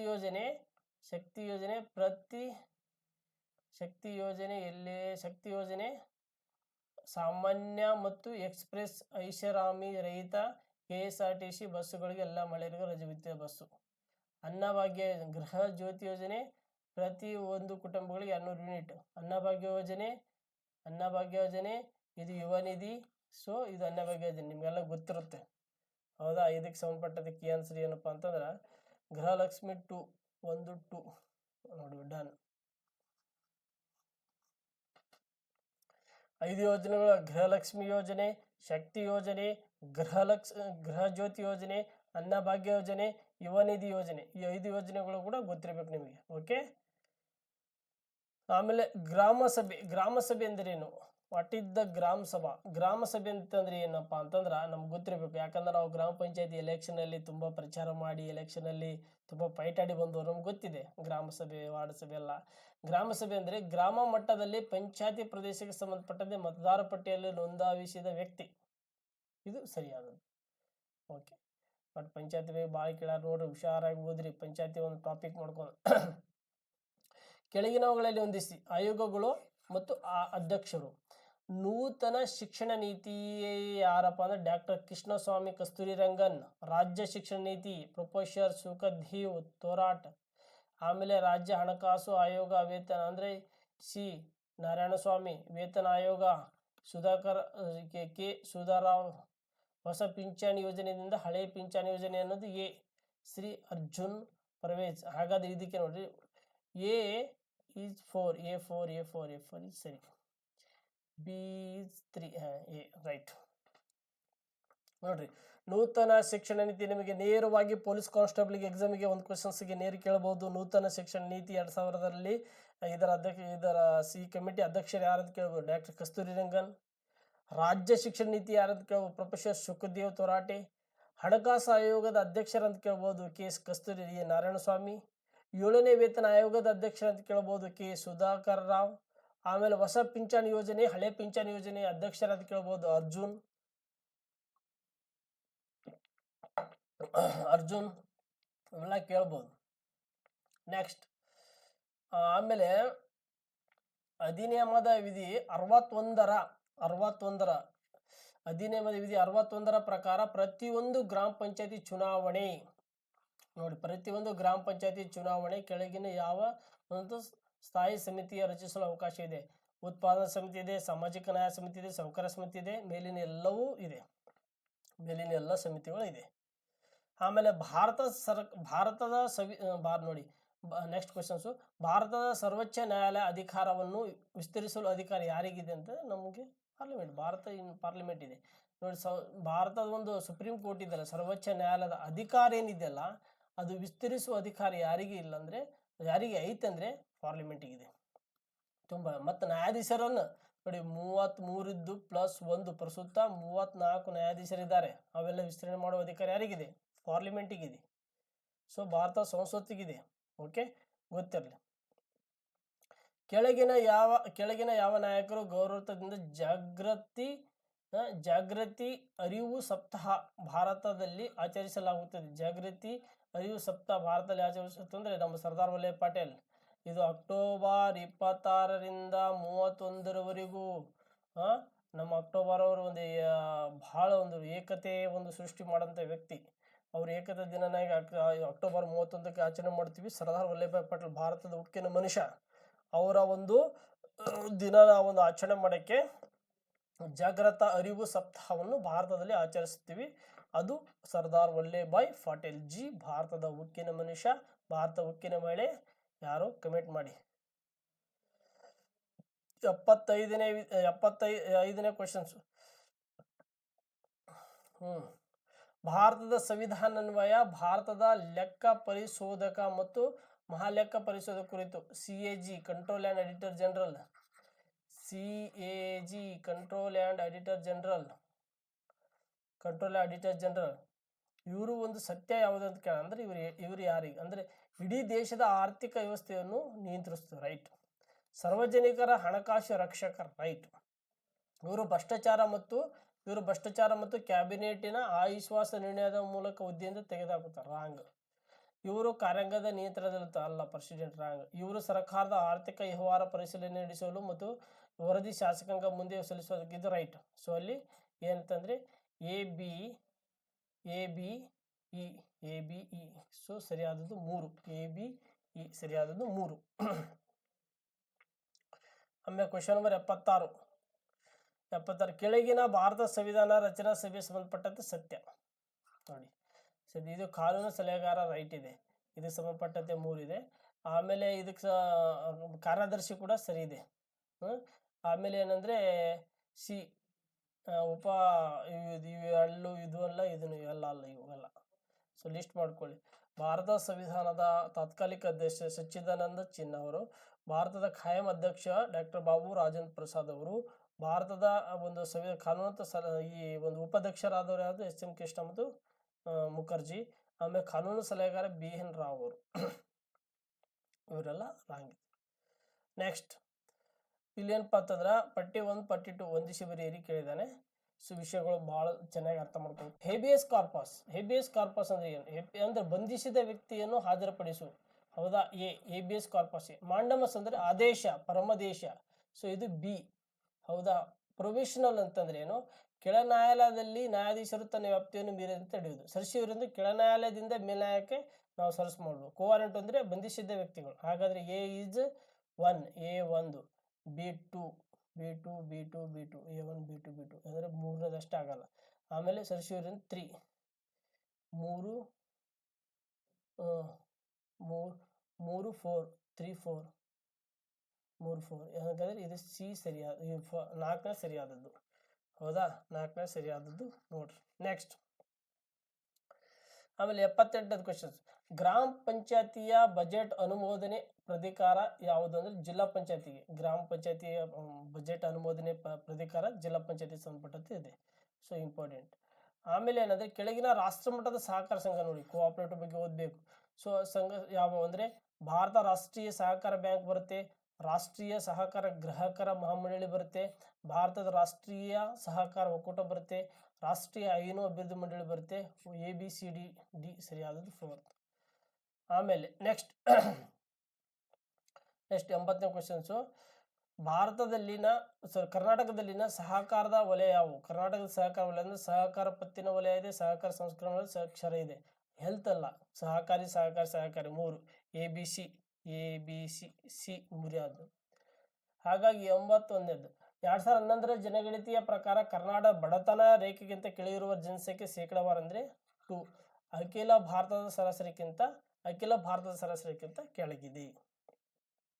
ನೆಕ್ಸ್ಟ್, ಕರ್ನಾಟಕದಲ್ಲಿ ಸಹಕಾರ ಸಂಘದ ನೋಂದಣಿ ಮತ್ತು ಇತರ ಚುನಾವಣೆ ಯಾರು ನಿಯಂತ್ರಿಸ್ತಾರೆ ಅಂದ್ರೆ 4 RCS ಸಹಕಾರ ಸಂಘದ ನೋಂದಣಾಧಿಕಾರಿ. ನೆಕ್ಸ್ಟ್ 83. ಆಮೇಲೆ ಕರ್ನಾಟಕದ ಸ್ಟಾರ್ಟ್ ಆಫ್ ನವೋದಯ ನೀತಿ 2015ರಿಂದ 2020ರಲ್ಲಿ 2020ರ ವೇಳೆಗೆ ಸ್ಟಾರ್ಟ್ ಆಫ್ ಬೆಳವಣಿಗೆ ಉತ್ತೇಜಿಸುವ ಉದ್ದೇಶದಿಂದ ಆರಂಭಿಸಲಾಯಿತು ಅಂದ್ರೆ 20,000 ಅಷ್ಟು ಗೊತ್ತಿರಲಿ. ಆಮೇಲೆ ಸಹಕಾರ ಸಾಮಾನ್ಯ ಸಭೆ ನೋಡಿ, ಸಹಕಾರಿ ಸಾಮಾನ್ಯ ಸಭೆ ಅವಶ್ಯಕವಾದ ಸದಸ್ಯರ ಸಂಖ್ಯೆ, ಕೋರಂ ಮತದಾರ ಹಕ್ಕನ್ನು ಸದಸ್ಯರು ಇರತಕ್ಕಂದ್ರೆ 20% ಗೊತ್ತಿರಲಿ. ಎಲ್ಲೇ ಕೋಆಪರೇಟಿವ್ ಬಗ್ಗೆ ಕೇಳಿದರೆ ಜಾಸ್ತಿ ತುಂಬಾ ಕ್ವಶನ್ಸ್ ಇದೆ. ಆಮೇಲೆ ರಾಜ್ಯ ಸಹಕಾರಿ ವಲಯ ಮತಕ್ಷೇತ್ರದ ಚುನಾವಣೆ ಬೇಕಾದ ನಿರ್ದೇಶಕ ಸಂಖ್ಯೆ ಕೆಳಗಿನ ಕಂದಾಯ ಜಿಲ್ಲೆಗಳನ್ನು ಒಳಗೊಂಡಿದೆ. ಬೆಂಗಳೂರು, ಮೈಸೂರು, ಬೆಳಗಾವಿ, ಕಲಬುರಗಿ 4 ವಿಭಾಗದಲ್ಲಿದೆ. ABCD 4 ವಿಭಾಗದಲ್ಲಿ ಇದೆ ಕಂದಾಯ ವಿಭಾಗಗಳು. ನೆಕ್ಸ್ಟ್, ಮೊದಲು ರಾಷ್ಟ್ರೀಯ ಕೃಷಿ ಆಯೋಗ ರಚಿಸಿದ್ದು ಯಾವಾಗಂದ್ರೆ ಆಗಸ್ಟ್ 29, 1970ರಲ್ಲಿ ಕೃಷಿ ಆಯೋಗ. ಓಕೆ, ಇದು ಗೊತ್ತಿರಲಿ. ನೆಕ್ಸ್ಟ್, ಕರ್ನಾಟಕದ ಒಟ್ಟು ಅರಣ್ಯ ಪ್ರದೇಶ ಏನಪ್ಪಾ ಅಂದ್ರ ನಮ್ಮ ರಾಷ್ಟ್ರೀಯ ಅರಣ್ಯ ಪ್ರದೇಶಕ್ಕಿಂತ ಕಡಿಮೆ ಇದೆ. ರಾಷ್ಟ್ರೀಯ ಅರಣ್ಯ ಪ್ರದೇಶ 24 ಏನಿದೆ, 21 ಕರ್ನಾಟಕ ಏನಿದೆ ನೋಡಿ, ಈಗ ರೀಸೆಂಟ್ ಆಗಿ ನೋಡ್ಕೊಳ್ಳಿ. ಆಮೇಲೆ ಏನಪ್ಪಾ ಅಂತಂದ್ರ ಇದು ಭಾಳ ಇಂಪಾರ್ಟೆಂಟ್, ಗಾಂಧೀಜಿಯವರು ಗ್ರಾಮೀಣ ಇಂಧನ ಯೋಜನೆ ನೋಡಿ, ಗಾಂಧೀಜಿಯವರು ಗ್ರಾಮೀಣ ಇಂಧನ ಅಭಿವೃದ್ಧಿ ಯೋಜನೆ. ಸೊ MGIRED ಯಾವುದರ ಜಾಗೃತಿ ಮೂಡಿಸುತ್ತದೆ ಅಂತಂದ್ರೆ ಗ್ರಾಮೀಣ ಮತ್ತು ನವೀಕರಿಸಿದ ಇಂಧನ, ಅಂತರ್ಜಲ ಸಂರಕ್ಷಣೆ, ಮಳೆ ನೀರು ಮತ್ತು ಪರಿಸರ ಎಲ್ಲ ಸಂಬಂಧಪಟ್ಟಂತೆ ಇದೆ. ಸೊ ಇದು 3ನೇದು ABCD ಎಲ್ಲ ಹೇಳಿಕೆಗಳು ಸರಿ ಇದೆ. ನೆಕ್ಸ್ಟ್ ನೋಡಿ, ನೆಕ್ಸ್ಟ್ ಕ್ವಶನ್ಸ್, ಜಲ ಜೀವನ್ ಮಿಷನ್ ಕಾರ್ಯಾಚರಣೆ ಮಾರ್ಗಸೂಚಿ 2009ರ ಪ್ರಕಾರ ಪ್ರತಿ ಕುಟುಂಬಕ್ಕೆ ಪ್ರತಿದಿನ ಕನಿಷ್ಠ 55 ಲೀಟರ್ ನೀರು, ಶುದ್ಧ ಕುಡಿಯುವ ನೀರು ಒದಗಿಸುವುದು. ಆಲ್ರೆಡಿ ಕೇಳ್ಯಾರಲ್ಲಿ, ಮನೆಗೆ ಗಂಗೆ, ಜಲಜೀವನ್ ಮಿಷನ್ ಆಲ್ರೆಡಿ ಕ್ವಶನ್ಸ್ ಹೇಳಿದ್ದೀನಿ. ಸೊ ಇದು ಸರಿ. ಶುದ್ಧ ನೀರು ಕುಡಿಯುವ ಗ್ರಾಮೀಣ ಪ್ರದೇಶದಲ್ಲಿ ಏಕಗ್ರಾಮ ಯೋಜನೆ, ಬಹುಗ್ರಾಮ ಯೋಜನೆ ಮತ್ತು ನಳ ನೀರು ಸರಬರಾಜು ಮುಖಾಂತರ ಒದಗಿಸಲು ಎರಡೂ ಹೇಳಿಕೆಗಳು ಸರಿ ಇದೆ. A ಸರಿ ಇದೆ, B ಸರಿ ಇದೆ. ಸೊ ಹಾಗಾಗಿ 2 ಸರಿ ಇದೆ. ಯಾವ್ದಪ್ಪ ಅಂದ್ರ 4th. ಹೌದಾ, 4th. ಹೌದಾ. ನೆಕ್ಸ್ಟ್, ಕರ್ನಾಟಕದ ಕೈಗಾರಿಕೆ ಅಭಿವೃದ್ಧಿ ಅಧಿನಿಯಮ 1966ರ ಪ್ರಕರಣ 28ರಂತೆ ರಾಜ್ಯ ಸರ್ಕಾರದ ಸೂಚನೆ ಮೇರೆಗೆ ಕೈಗಾರಿಕೆ ಅಭಿವೃದ್ಧಿ ಮತ್ತು ಭೂಮಿಯ ಸ್ವಾಧೀನ ಮತ್ತು ಕೈಗಾರಿಕೆ ಅಭಿವೃದ್ಧಿ ಮಂಡಳಿ ವರ್ಗಿಸಲಾಗುತ್ತದೆ. ಸಮರ್ಥನೆ ಕಾರಣ ಏನಪ್ಪಾ ಅಂದ್ರೆ ಅಂತಹ ಭೂಮಿಯಲ್ಲಿ ರಸ್ತೆ, ಕುಡಿಯುವ ನೀರು ಸರಬರಾಜು, ಒಳಚರಂಡಿ, ಮೂಲಭೂತ ಸೌಕರ್ಯಗಳು ಅಭಿವೃದ್ಧಿ ಪಡಿಸಿದ ನಂತರ ಅಂತಹ ಪ್ರದೇಶಗಳಲ್ಲಿ ಕೈಗಾರಿಕೆ ಪ್ರದೇಶ ಹೋಗುತ್ತದೆ. ಕೆಳಗಿನ ಯಾವುದು ಸರಿ ಇರ್ತದೆ? 2 ಹೇಳಿಕೆಗಳು ಮತ್ತು ಕಾರಣಗಳು 2 ಕೂಡ ಸರಿ ಇದೆ. ನೆಕ್ಸ್ಟ್ 91, ಅರಬ್ ಪ್ರವಾಸಿಗ ಸುಲೇಮಾನ್ ಅವರು ಜಗತ್ತಿನ 4 ಸಾಮ್ರಾಟಗಳಲ್ಲಿ ರಾಷ್ಟ್ರಕೂಟರ ದೊರೆ ಒಬ್ಬನೆಂದು ಪರಿಗಣಿಸಲಾಯಿತು. ಅಂದ್ರೆ ಅಮೋಘ ವರ್ಷ 1ನೇ ಅಮೋಘ ವರ್ಷ ನೃಪತುಂಗನ ಅಧಿಕಾರದಲ್ಲಿ ಜಗತ್ತಿನ 4 ಸಾಮ್ರಾಜ್ಯಗಳಲ್ಲಿ ಒಂದು ಸಾಮ್ರಾಜ್ಯದ ಈ ಅರಬ್ ಪ್ರವಾಸಿಗ ಅಂದ್ರೆ ಸುಲೇಮಾನ್ ಹೇಳ್ತಾನೆ. ಯಾವ ಅಂದ್ರೆ ಒಂದು ಬಾಗ್ದಾದ್, ಎರಡನೇದು ಚೀನಾ, 3ನೇದು ಕಾನ್ಸ್ಟಾಂಟಿನೋಪಲ್. ಈ 3+1 ನಮ್ಮ ರಾಷ್ಟ್ರಕೂಟರು. ಹೆಮ್ಮೆಯ ವಿಷಯ, ಕರ್ನಾಟಕದ ರಾಷ್ಟ್ರಕೂಟ ಬಂದಿರ್ತಾರ. ಈ ಜಗತ್ತಿನಲ್ಲಿ 4 ಒಂದು ಸಾಮ್ರಾಟಗಳಲ್ಲಿ ರಾಷ್ಟ್ರ ಕೂಡ ಒಂದು ಸಾಮ್ರಾಜ್ಯ ಅಂದ್ರೆ ಏನು ಸಾಮಾನ್ಯನ? ಹಾಂ ನೋಡ್ರಿ. ಆಮೇಲೆ ಇದೇನಪ್ಪ ಅಂತಂದ್ರೆ ಓಕೆ ನೆಕ್ಸ್ಟ್ ಏನಪ್ಪ ಅಂದ್ರೆ ಭಾರತ ಸರ್ಕಾರ ಕಾಯ್ದೆ 1935 ಅಡಿಯಲ್ಲಿ ಮೊದಲ ಚುನಾವಣೆ ಕಾಂಗ್ರೆಸ್ ಸಂಪೂರ್ಣ ಬಹುಮತ ಸ್ಥಾಪಿಸುತ್ತಂದ್ರೆ 7ನೇದು 7 ಪ್ರಾಂತ್ಯಗಳಲ್ಲಿ ಭಾರತವು 1930 ಭಾರತ ಸರ್ಕಾರ ಕಾಯ್ದೆ ಭಾಳ ಇಂಪಾರ್ಟೆಂಟು.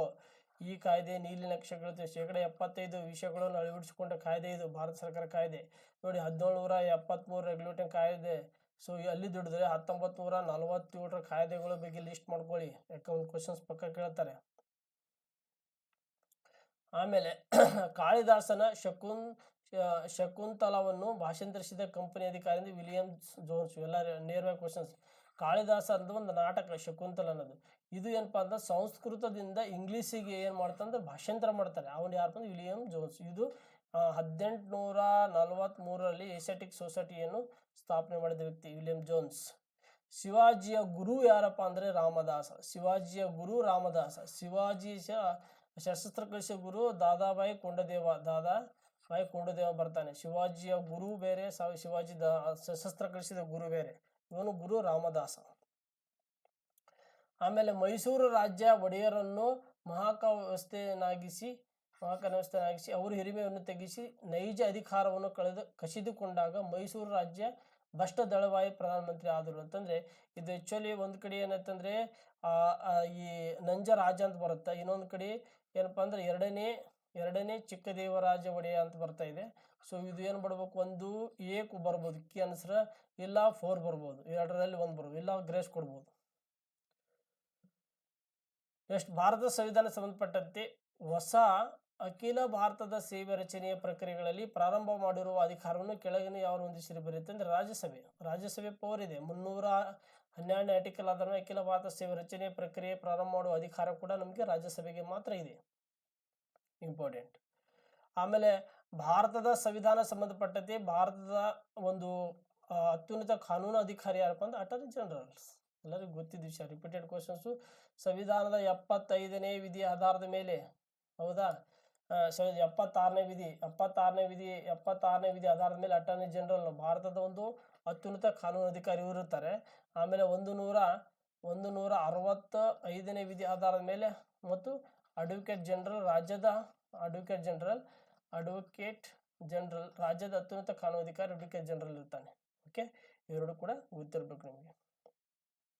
ನೆಕ್ಸ್ಟ್ ಏನಪ್ಪಾ ಅಂದ್ರೆ ಭಾರತದ ಸಂವಿಧಾನದ ಪ್ರಕಾರ ರಾಜ್ಯಪಾಲರು ಈ ಕೆಳಗಿನ ಸಮಿತಿಗಳನ್ನು ನೇಮಕಾತಿ ಮಾಡಬಹುದು. ನೋಡಿ, ಭಾರತೀಯ ಸಂವಿಧಾನದ ಪ್ರಕಾರ ರಾಜ್ಯಪಾಲರು ಈ ಕೆಳಕಂಡಗಳ ನೇಮಕಾತಿ ಮಾಡಬಹುದು. ರಾಜ್ಯಪಾಲ ನೇಮಕ ಮಾಡಬಹುದು ಅಂದ್ರೆ ರಾಜ್ಯಪಾಲ 153 ಅಧಿಕಾರದ ಮೇಲೆ ಒಂದು ರಾಜ್ಯಪಾಲ ರಾಜ್ಯಕ್ಕೆ ಇರಬೇಕು. ಆದರೆ ಪಕ್ಕದ ಯಾವುದೇ ರಾಜ್ಯದಲ್ಲಿ ರಾಜ್ಯಪಾಲ ಇರಲದ ಸಂದರ್ಭದಲ್ಲಿ ಏನಪ್ಪಾ ಅಂದ್ರೆ ಒಂದು ಅಥವಾ ಒಂದಕ್ಕಿಂತ ಹೆಚ್ಚು ರಾಜ್ಯದ ರಾಜ್ಯಪಾಲನಾಗಿ ಕೂಡ ಕಾರ್ಯನಿರ್ವಹಿಸಬಹುದು. Easy questions. ನೆಕ್ಸ್ಟ್, ಭಾರತ ಸಂವಿಧಾನದಲ್ಲಿ ಉಲ್ಲೇಖಿಸಲಾದ ಮೂಲಭೂತ ಹಕ್ಕುಗಳು ಸಂಬಂಧಪಟ್ಟಂತೆ ಯಾವುದು ಸರಿಯಿಲ್ಲ. ನೋಡು, ಧಾರ್ಮಿಕ ಸ್ವತಂತ್ರ ಇದೆ, ಸಂಸ್ಕೃತಿ ಶೈಕ್ಷಣಿಕ ಹಕ್ಕು ಇದೆ, ಪರಿಸರ ರಕ್ಷಣೆ ಸುಧಾರಣೆ ಇಲ್ಲ ಮತ್ತು ಸಂಚರಿಸಲು ಸ್ವತಂತ್ರ ಇದೆ. ನೋಡಿ, ಮೂಲಭೂತ ಹಕ್ಕುಗಳು 6 ಇದಾವೆ, ಹೌದಾ. ಈ 6 ಯಾವಪ್ಪ ಅಂದ್ರೆ ಒಂದು ಸಮಾನತೆ ಇದೆ, ಸ್ವಾತಂತ್ರ್ಯ ಇದೆ, ಆಮೇಲೆ ಶೋಷಣೆ ಇದೆ, ಧಾರ್ಮಿಕ ಸ್ವತಂತ್ರ ಹಕ್ಕು ಇದೆ, ಸಾಂಸ್ಕೃತಿಕ ಮತ್ತು ಶೈಕ್ಷಣಿಕ ಹಕ್ಕು ಇದೆ, ಸಂವಿಧಾತ್ಮಕ ಪರಿಹಾರ ಹಕ್ಕು ಇದೆ. ಈ 6 ಹಕ್ಕುಗಳಲ್ಲಿ ಪರಿಸರ ರಕ್ಷಣೆ ಮತ್ತು ಸುಧಾರಣೆ ಇಲ್ಲ. ವಾಕ್ ಸ್ವತಂತ್ರ, ಅಭೆ ಸಂಘ ಸಂಚರಿಸಲು, ವಾಕ್ ಸ್ವತಂತ್ರ, ಸಭೆ ಸಂಘ ಸಂಚರಿಸಲು, ವಾಚಿಸಲು, ವೃತ್ತಿ, ಇವು 6 ಸ್ವತಂತ್ರಗಳಲ್ಲಿ. ಮೂಲಭೂತ ಹಕ್ಕುಗಳು 6 ಇದಾವೆಲ್ಲ. ಮೊದಲು 7 ಇದ್ದು ಪ್ರಸ್ತುತ 6 ಇದೆ. 1978 ಸಂವಿಧಾನದ 44ನೇ ತಿದ್ದುಪಡಿ ಆಧಾರ ಮ್ಯಾಗ ಆಸ್ತಿ ಹಕ್ಕನ್ನು ತೆಗೆದುಹಾಕಿ 300 ಕಾನೂನಾತ್ಮಕ ಹಕ್ಕನ್ನಾಗಿ ಮಾಡಿದ್ದೀವಿ.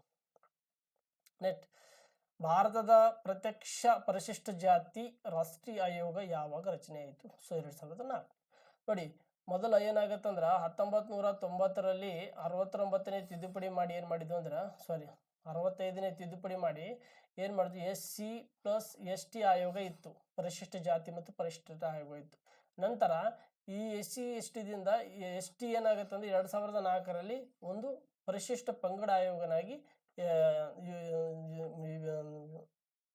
ಇದು ಜಾರಿಗೆ ಬರುತ್ತೆ. ಯಾಕಂದ್ರೆ ಇಲ್ಲಿ ಏನು ಇಂಪಾರ್ಟೆಂಟ್ ಏನಪ್ಪಾ ಅಂತಂದ್ರೆ ನೋಡಿ ಅವನೇನು ಜಾರಿಗೆ ಅಂತ ಕೇಳ್ಯಾನ. ಜಾರಿಗೆ ಅಂತಂದ್ರೆ 2004 ಅದು ಕಾಯ್ದೆ ಆಗಿದ್ದು 2003. ಭಾಳ ಇಂಪಾರ್ಟೆಂಟ್, ಇವೆರಡೂ ಕೂಡ ಗೊತ್ತಿರಬೇಕು. ಅದಕ್ಕೆ ಇಲ್ಲಿವರೆಗೂ ಏನಪ್ಪ ಅಂತಂದ್ರೆ ಇದು motor vehicle inspector exam questions analysis ಮಾಡಿ ಬಿಡಿಸಿದ್ದೀನಿ. ಇದಕ್ಕೆ ಇದೇ ಥರ ಎಲ್ಲ ಕ್ವಶನ್ಸ್ ಪೇಪರ್ ಬಿಡಿಸ್ರಿ, ಅನಲೈಸಿಸ್ ಮಾಡಿರಿ. ಮುಂದಿನ ದಿನಗಳಲ್ಲಿ ಮತ್ತು ಬರ್ತೀನಿ. ಏನಾದರೂ ಕ್ಲಾಸ್ ಮಾಡೋದಲ್ಲಿ ಏನಾದರೂ ಕೀ ಆನ್ಸರ್ ತಪ್ಪಾದರೆ ಕ್ಷಮೆ ಇರಲಿ.